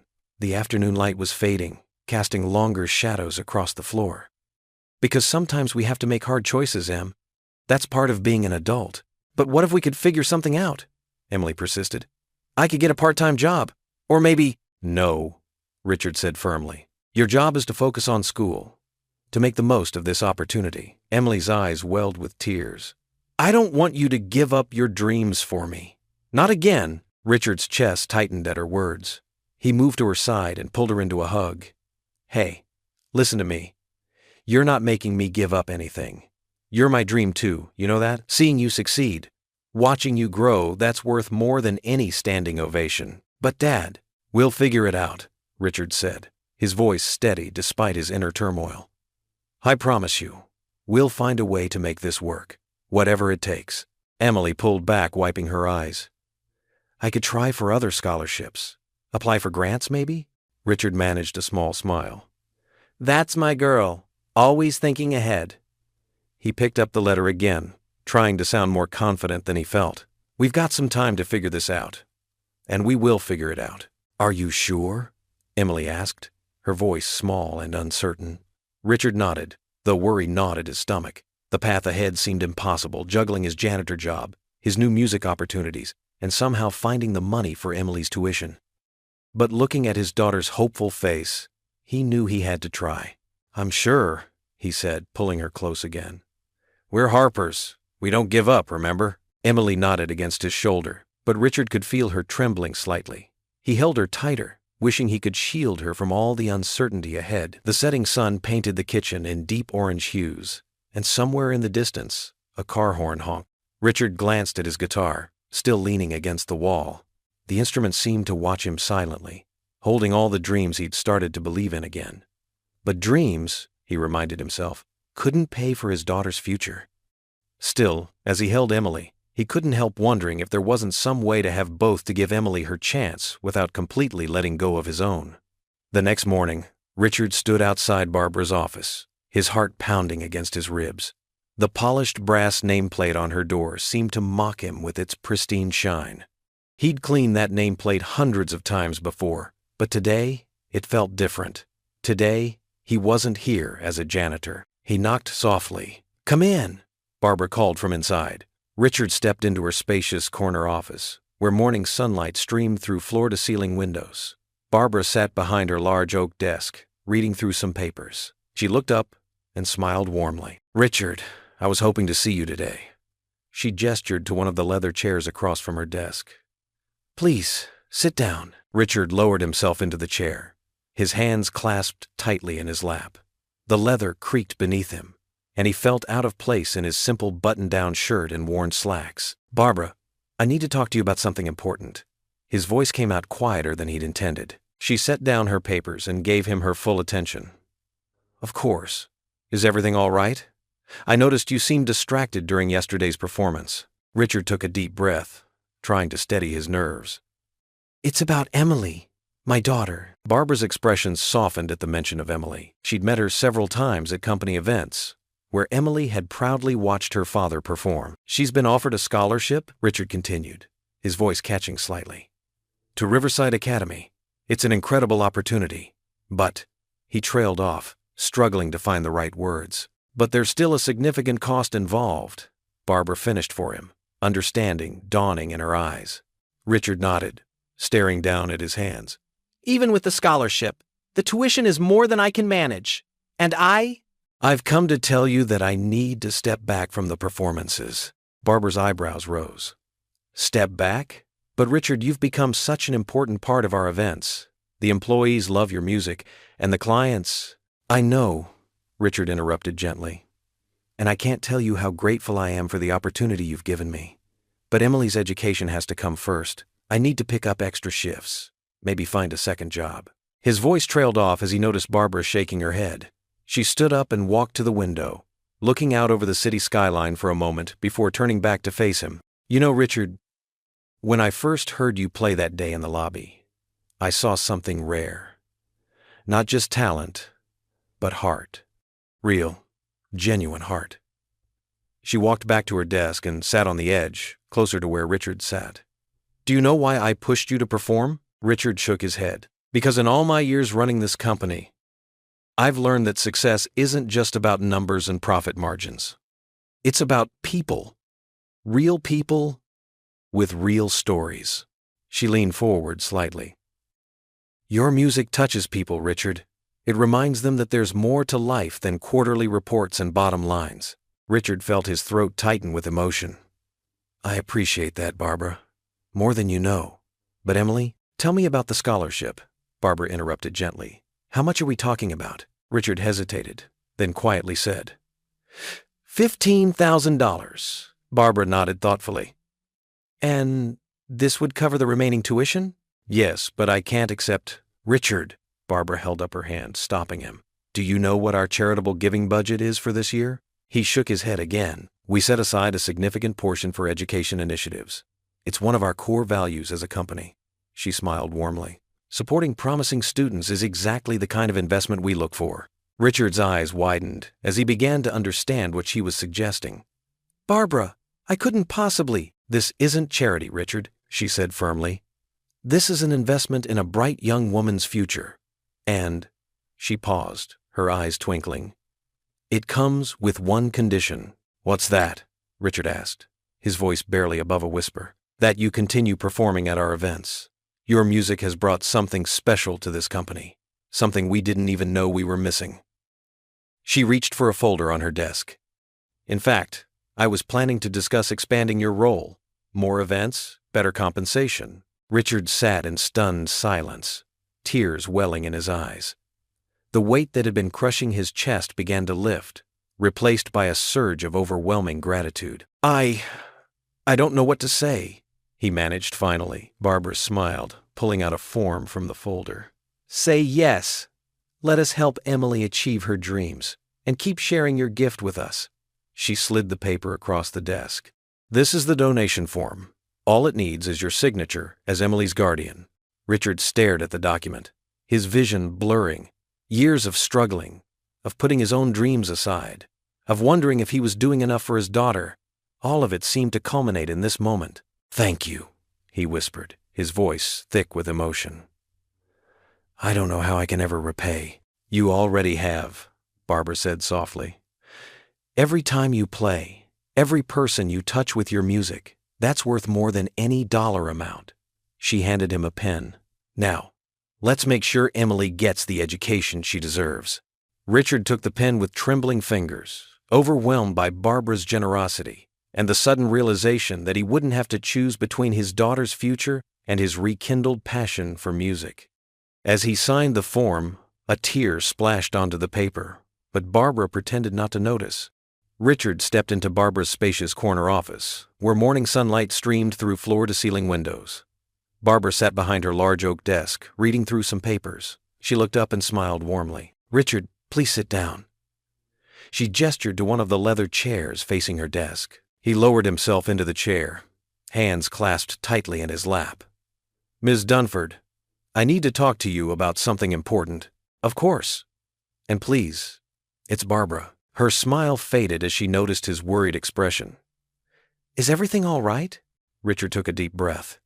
It's about Emily. She's been offered an amazing scholarship to Wellington Prep. His voice swelled with pride despite his anxiety. But even with the scholarship, the remaining tuition is more than I can manage on my current salary. Barbara listened intently as Richard explained his situation. His voice cracked slightly when he mentioned possibly stepping back from his new role in the company's music program. I just can't let her miss this opportunity, he said, his eyes fixed on his worn shoes. She's worked so hard, and she deserves this chance. Barbara was quiet for a moment, then leaned forward. Richard, do you know why I first asked you to play that day in the lobby? He shook his head. Because every morning when you cleaned, I heard something in your humming, a spark of joy that touched everyone who passed by. That same spark is what made our employees stop and listen when you played. It's what made our donors open their hearts and their checkbooks at that first event. She stood up and walked around her desk, sitting in the chair next to him. The company has a scholarship fund for employees' children. We don't advertise it widely, but it exists. I'd like to offer Emily a full scholarship to cover the remaining tuition. Richard's eyes widened.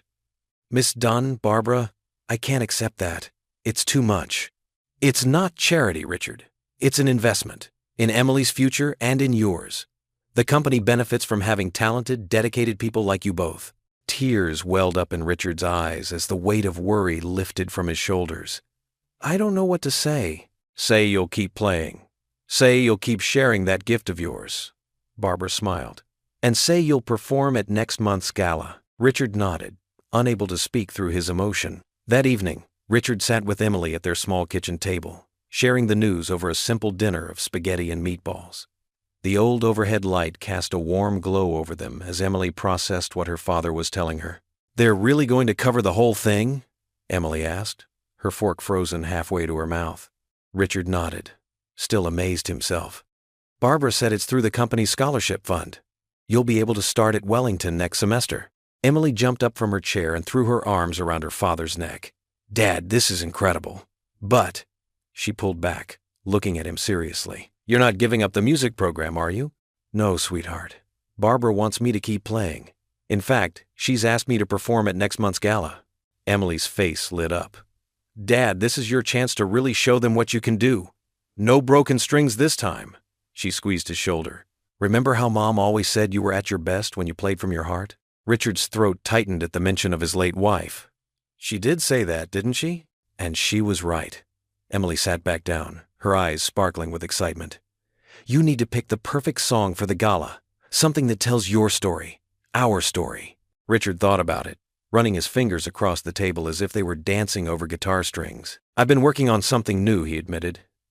It's not finished yet, but play it for me? Emily asked eagerly. They moved to the living room, where Richard's guitar sat in its case by the window. He took it out carefully, the wooden surface catching the last rays of evening sun. As he began to play, soft notes filled their small apartment. The melody was gentle but determined, like a river finding its way through rocky terrain. Emily closed her eyes, swaying slightly. It's beautiful, Dad. What's it called? I'm calling it Second Chances, he said, his fingers still moving across the strings. It's about not giving up, about finding your way back to what you love. It's perfect for the gala, Emily said firmly, and this time, I'll be right there in the front row. Richard continued playing, adding new notes as they came to him. The song was taking shape, just as his new life was. Emily watched him, her face glowing with pride. You know what, Dad? She said when he finally set the guitar down. When I start at Wellington, I'm going to tell everyone about my father, the musician, not just because you're talented, but because you showed me that it's never too late to chase your dreams. Richard felt his heart swell. Here was his daughter, ready to start her own journey, yet still thinking about his. As long as you remember that about yourself, too, he said. Never let anyone tell you what you can't do. Emily hugged him again. Promise me something? Anything. At the gala? When you play this song, give it everything you've got. Show them all what I've always known about you. Richard looked at his daughter, seeing in her eyes the same determination that had gotten them through so many tough times. I promise, he said softly. For both of us. They spent the rest of the evening planning Emily, suggesting ways to improve the song's bridge, Richard making notes on sheet music. Their small apartment felt fuller somehow, filled with the hope of new beginnings and the comfort of shared dreams. As the night grew late, Richard realized something. For the first time in years, he wasn't just playing music, he was living it again.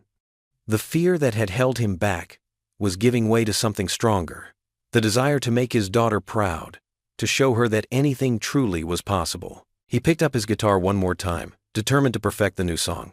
Emily sat cross-legged on the floor, offering encouragement and suggestions, just as her mother used to do. Together, they worked on the melody until it felt right, until it told their story exactly the way they wanted it told. "The gala won't know what hit them," Emily said with a grin. Richard smiled back, running his fingers lovingly over the guitar strings. "Maybe not," he agreed. "But they're about to find out." Richard stood at the side of the stage, his weathered guitar held close to his chest.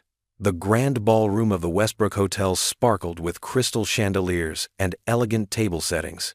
Through the thick velvet curtain, he could hear the gentle murmur of hundreds of guests, corporate executives, business leaders, and philanthropists who had gathered for the annual charity gala. His hands trembled slightly as he peeked around the curtain. Emily sat at a table near the front, wearing the new dress Barbara had insisted on buying her for the occasion. She caught his eye and gave him a small wave, her smile bright and encouraging. Barbara stepped up to the microphone, her silver evening gown catching the light. "Ladies and gentlemen, tonight we have something truly special for you. Many of you know Richard Harper as part of our maintenance staff, but there's so much more to him than meets the eye. Tonight, he'll share with us a piece of his soul through music." Richard took a deep breath and walked onto the stage. The spotlight felt warm on his face as he settled onto the wooden stool. The microphone picked up the soft screech as he adjusted it, causing a few people to wince. His cheeks burned with embarrassment, but he forced himself to focus on the familiar weight of his guitar. "This song," he said, his voice barely above a whisper, "is called Morning Light. I wrote it for my wife Sarah many years ago." He paused, swallowing hard. "She's no longer with us, but her spirit lives on in every note." His fingers found their position on the strings, and he began to play. The first few notes drifted out softly, tentatively, like early morning sunbeams creeping through window blinds. As the melody took shape, Richard closed his eyes, letting memory guide his hands. The song spoke of quiet mornings, sharing coffee, of gentle touches and unspoken understanding. Each chord carried the weight of years spent together, of dreams shared and promises kept. His fingers moved with growing confidence as the music swelled, painting pictures of love that transcended time and space. In his mind, he could see Sarah's face, her eyes crinkling at the corners when she smiled, the way she'd dance around their tiny kitchen while making breakfast. The melody carried hints of laughter, whispered secrets, and the bittersweet ache of goodbye. Richard's voice joined the guitar, rough but honest, telling their story in verses that came straight from his heart. He sang about finding love in unexpected places, about the courage to keep going when life seemed impossible, and about the legacy of love that lived on through their daughter. The room had fallen completely silent.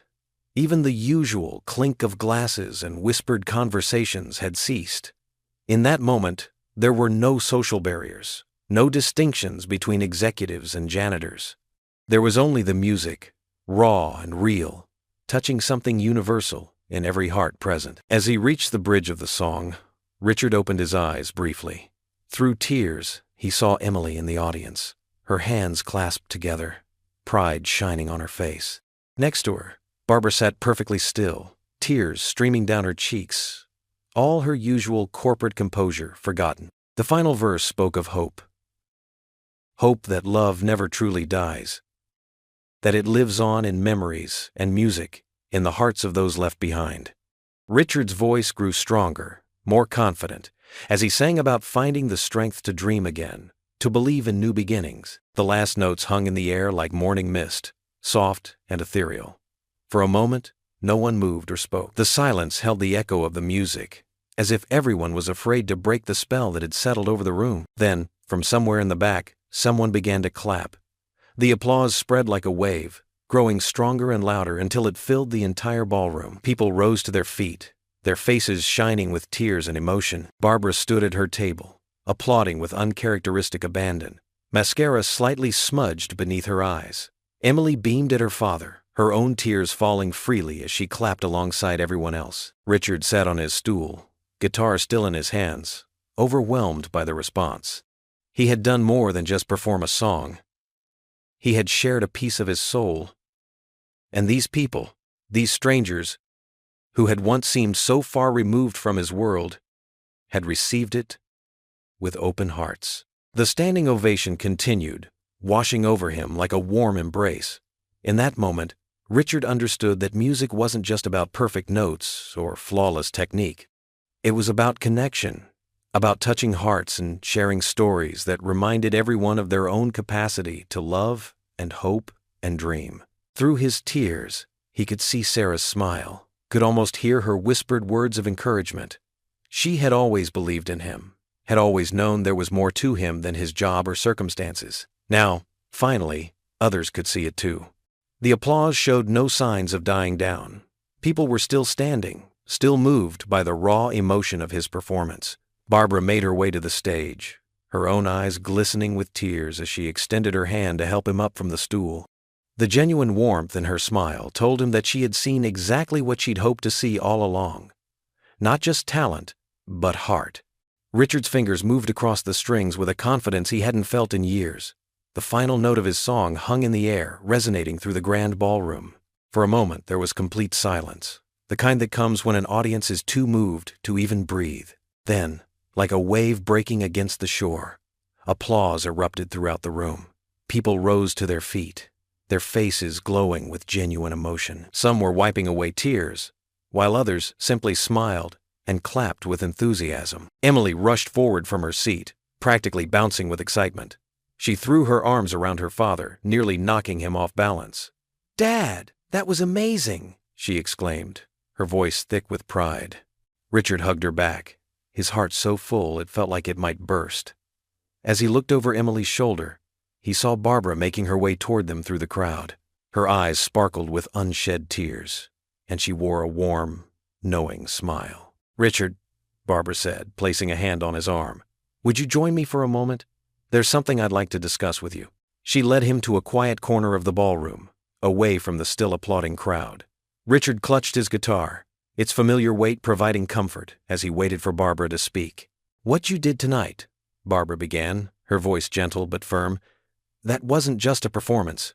You touched people's hearts. You reminded everyone in this room what it means to be human, to struggle, to persist, and to triumph." Richard shifted uncomfortably, unused to such praise. "I just played what I felt," he said simply. Barbara nodded. "Exactly. And that's precisely why I want to offer you something more permanent." She straightened her shoulders, switching into her CEO mode. "We've been discussing expanding our community outreach program.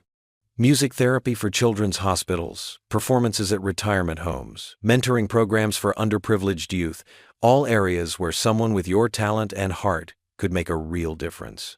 Richard's breath caught in his throat. Was she saying what he thought she was saying? "I want to offer you a full-time position," Barbara continued. "You'd be our director of musical outreach. The salary would be significantly more than what you're making now, with full benefits, of course. You'd still help maintain the building. We both know how much pride you take in that work, but most of your time would be spent developing and implementing these programs." Richard's mind raced. This wasn't just a job offer. It was an opportunity to combine everything he cared about: his music, his desire to help others, and his ability to provide for Emily. I don't know what to say," he managed. "Say yes." Emily's voice came from behind them. She had followed them over, her face beaming with excitement. "Dad, this is everything you've ever wanted." Barbara smiled at Emily before turning back to Richard. "Your daughter's right.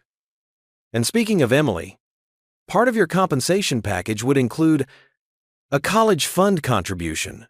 We want to make sure both Harper family members can pursue their dreams." Richard looked at his daughter, seeing in her eyes the same hope and determination that had carried him through all these years. He thought about the countless nights he'd spent cleaning floors, dreaming of something more but never daring to reach for it. He thought about his late wife, how she'd always believed in his music, how she'd want him to take this chance. "The building will still need to be maintained to your standards," Barbara added with a knowing smile. "But you'll have a team reporting to you now. You've earned this, Richard.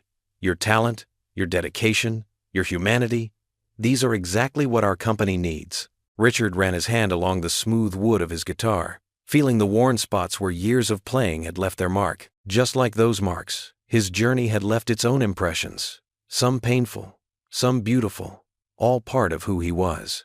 "I won't let you down," he said finally, his voice steady and sure. Barbara's face lit up. "I know you won't. In fact, I'm counting on you to exceed my expectations, just like you did tonight." Emily squeezed her father's hand. "Does this mean we can set up the music room again, like we used to have when Mom was alive?" Richard nodded, pulling her close. "Yes, sweetheart. I think it's time to bring the music back home." A small group of guests approached, eager to congratulate Richard on his performance. As they gathered around, expressing their admiration and sharing how his music had moved them, Richard felt something shift inside him. The weight of years spent holding back, of dreams deferred and passions suppressed, began to lift. Barbara watched the scene with satisfaction, seeing how naturally Richard engaged with people who had once been so far removed from his world. He was no longer just the janitor who cleaned their offices. He was an artist, a father, a man of dignity and talent who had earned their respect. The evening continued around them, but Richard barely noticed the elegant decorations or the expensive clothes anymore. All he could see was the path ahead, a path where his music could make a difference, where he could provide for Emily's future, and where he could finally be true to himself. He looked down at his guitar, then at his calloused hands, hands that had spent years cleaning floors but had never forgotten how to make music. Now they would do both, with pride and purpose. This wasn't just a chance to play music again. It was an opportunity to build something meaningful, to touch lives, to show Emily that dreams don't have to stay buried forever. The applause continued to fill the grand ballroom as Richard stood on stage, his guitar held close to his chest. Tears glistened in his eyes. But these weren't tears of sadness or regret. They were tears of joy, of accomplishment, of a dream finally realized. Barbara made her way through the crowd, her elegant evening gown catching the light as she approached the stage. Her face beamed with pride as she extended her hand to help Richard down the steps. The audience continued their standing ovation, their faces bright with emotion. "Richard," Barbara said, her voice carrying over the dying applause, "you've shown us all something extraordinary tonight." She squeezed his shoulder gently. "I'd like to offer you a permanent position with our community outreach program. You'll be able to perform, teach music, and help others find their voice, just like you found yours again." Richard's heart swelled as he looked out at the sea of faces. In the front row, Emily sat with tears streaming down her cheeks, her hands clasped together in joy. She looked so much like her mother in that moment. The same proud smile, the same loving eyes. The cleaning cart he'd pushed around these halls for years seemed like a distant memory now. Yet Richard felt no shame in those years of hard work. Each floor he'd mopped, each window he'd cleaned, each trash bin he'd emptied, they were all steps that had led him here. Those years had taught him humility, perseverance, and the quiet dignity of honest work. As the crowd began to disperse into smaller groups, people approached Richard one by one. Some shared their own stories of forgotten dreams, while others expressed how his music had touched their hearts. A young security guard admitted that he'd been secretly writing poetry during his night shifts, inspired by Richard's courage to pursue his passion. Richard found himself at the refreshment table, taking a moment to catch his breath. His fingers traced the smooth wood of his guitar, not the old, broken one from the break room, but a beautiful instrument Barbara had given him for his performances. The polished surface reflected the warm lights of the ballroom, and Richard could see his own reflection in it. He barely recognized himself. Gone was the slouched posture and downcast eyes of the janitor. In their place stood a man who had rediscovered his worth. Emily appeared at his side, slipping her arm through his. "Dad," she whispered, "I've never been more proud to be your daughter." She leaned her head against his shoulder, just like she used to do when she was little. "You know what this means, right? You're not just playing music. You're showing people that it's never too late to start over." Richard thought about all the late nights he'd spent practicing after his shifts, his fingers bleeding as he rebuilt his calluses. He remembered the moments of doubt, the fear of failure, the temptation to give up. But he also remembered Emily's unwavering faith in him, Barbara's steady support, and the way music had slowly brought his soul back to life. A group of janitors from the building's night shift had come to watch his performance. They stood together now, their work uniforms a stark contrast to the formal attire around them.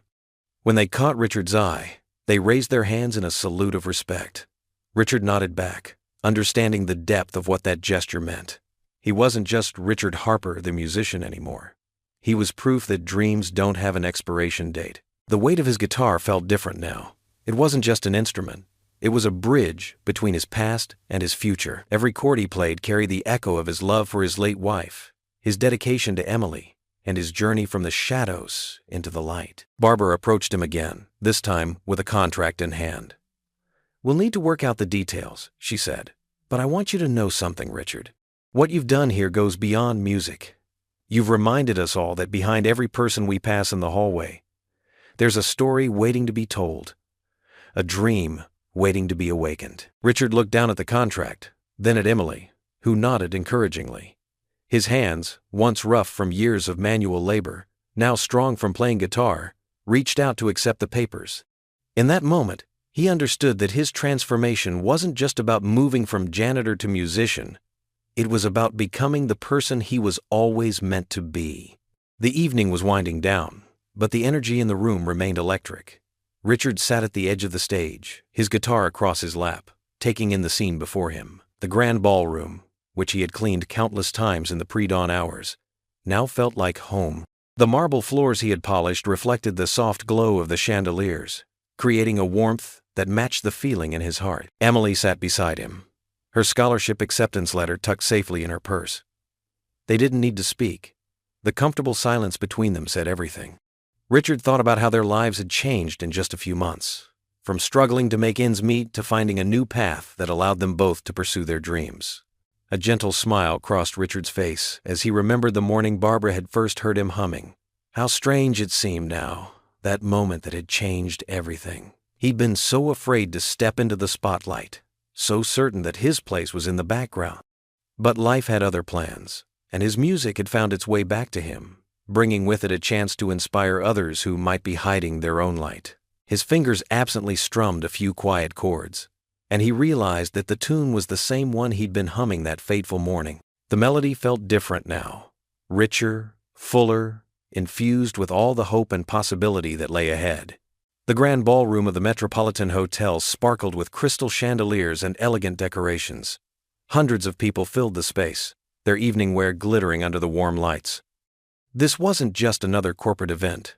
It was the company's annual charity gala, their biggest night of the year. Richard Harper stood backstage, his trusted guitar in hand. The wood felt smooth and familiar beneath his fingers, worn from countless hours of practice and performance. His white dress shirt and black suit were pressed perfectly, a far cry from the janitor's uniform he'd worn not so long ago. Barbara approached him, elegant in a navy blue evening gown. "Ready for your big moment, Richard?" He nodded, a calm smile on his face. "You know, I used to be terrified before these performances. Now it feels like coming home." "You've come such a long way," Barbara said, patting his arm. "Who would have thought that day in the lobby would lead to all this?" Richard chuckled, remembering how he'd fumbled through that first impromptu performance. Now, after 2 years of regular shows at company events, his music had become woven into the fabric of corporate culture. Employees looked forward to his performances, and his songs had become unofficial anthems for their charitable initiatives. The stage manager appeared with a headset. "5 minutes, Mr. Harper."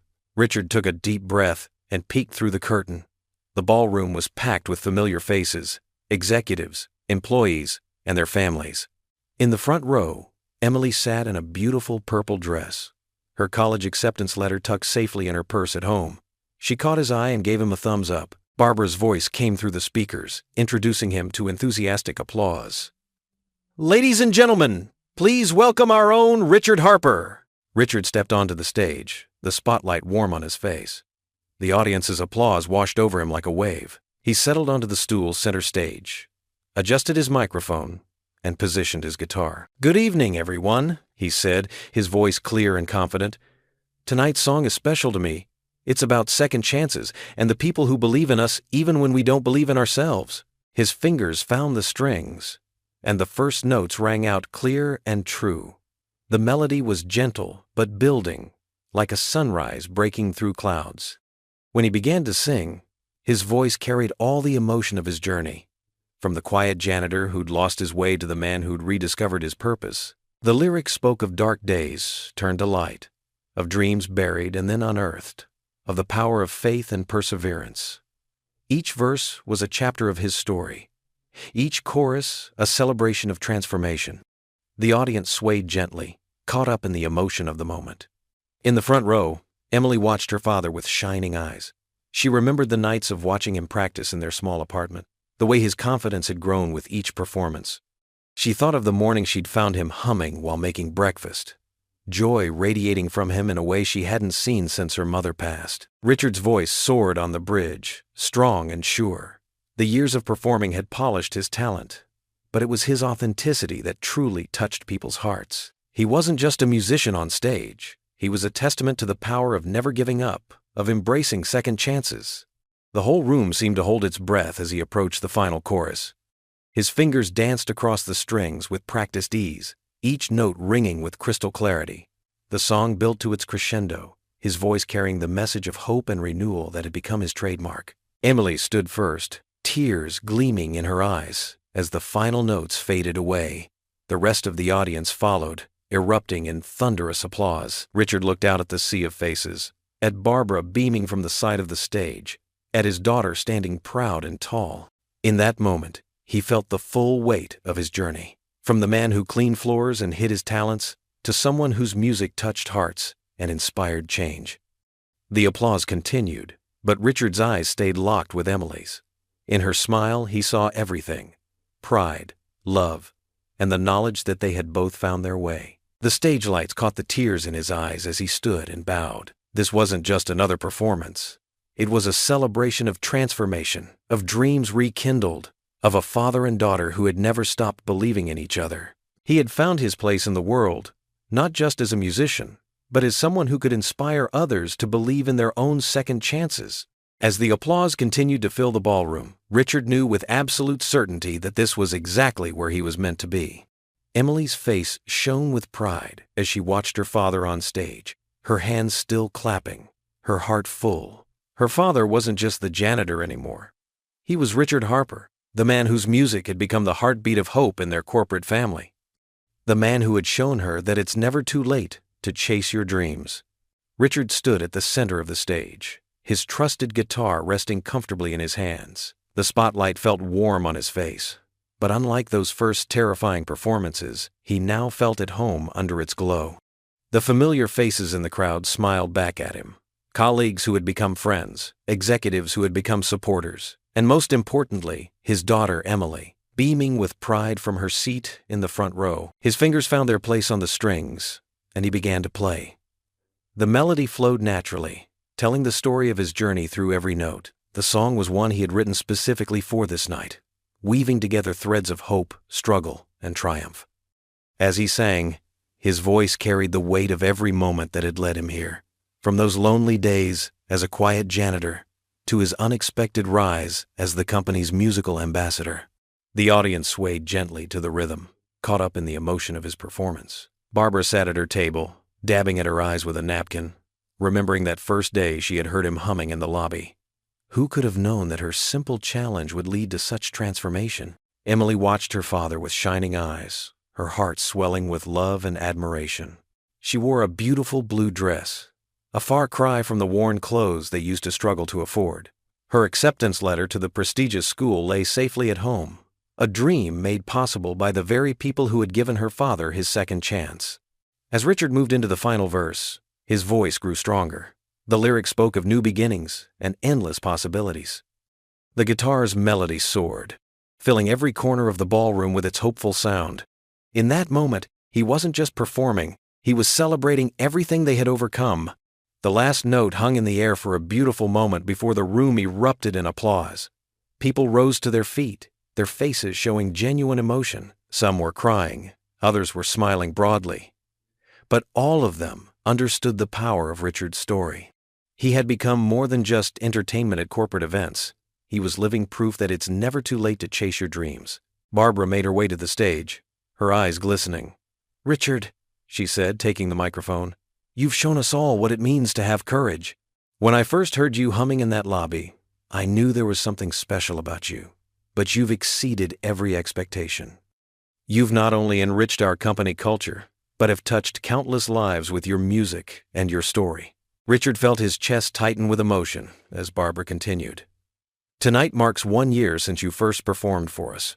And what a year it's been. You've helped raise over $500,000 for various charities through your performances.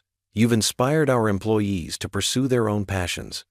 And most importantly, you've shown us all that sometimes the greatest talents can be found in the most unexpected places." The crowd applauded again, and Emily rushed to join her father on stage. She wrapped her arms around him in a tight hug, and Richard held his daughter close, remembering all the nights they had spent wondering how they would make ends meet. Now, here they were, both of their dreams within reach. As the applause died down, Richard looked out at the sea of faces, faces that had once passed him by in the hallways without a second glance. Now they knew him, respected him, and valued what he brought to their community. But more than that, they had become like family. The event began to wind down, and people started making their way to the exits. Many stopped to shake Richard's hand or pat him on the back, offering words of congratulation and appreciation. Emily stood proudly by his side, accepting compliments about her upcoming school year with grace and humility. As they gathered their things to leave, Richard paused to look at his guitar case. Inside was not just an instrument, but a symbol of everything that had changed in their lives. The worn leather case held more than wood and strings. It contained the key that had unlocked a future he never thought possible. Barbara approached them one last time, giving both Richard and Emily warm hugs. "You two have a wonderful evening," she said, her voice full of genuine affection. "And Richard, don't forget about next week's performance at the Children's Hospital. Those kids can't wait to hear you play." Richard nodded, grateful for every opportunity he had been given. "I wouldn't miss it for the world," he replied, his voice steady and confident, so different from the hesitant janitor he had once been. As they walked through the grand lobby of the Metropolitan Hotel, their footsteps echoing on the marble floor, Richard felt a profound sense of peace. Emily's hand found his, and they shared a knowing look. No words were needed. They both understood how far they had come. The night air was cool and refreshing as they stepped outside. The city lights twinkled around them like stars, and the sound of distant traffic created a gentle urban lullaby. Richard squeezed Emily's hand, feeling the warmth of their shared joy and success. They walked together toward their car, their steps in perfect sync. Emily had grown taller over the past year, nearly reaching his shoulder now. She carried herself with new confidence, ready to take on the challenges of her prestigious school. And Richard, no longer bent under the weight of constant worry, stood tall and proud beside her. The journey that had started with a simple tune hummed in a corporate lobby had led them here, to a place where both father and daughter could pursue their dreams without compromise. Richard's music had opened doors they never knew existed, but it was their love and support for each other that had given them the courage to walk through them. What would you do if you were in their place? Comment your answer below, and let's see how you'd rewrite the ending. If you enjoyed the story of Richard Harper, I handpicked the next story that you will enjoy. Please don't miss this one. Click here to watch it.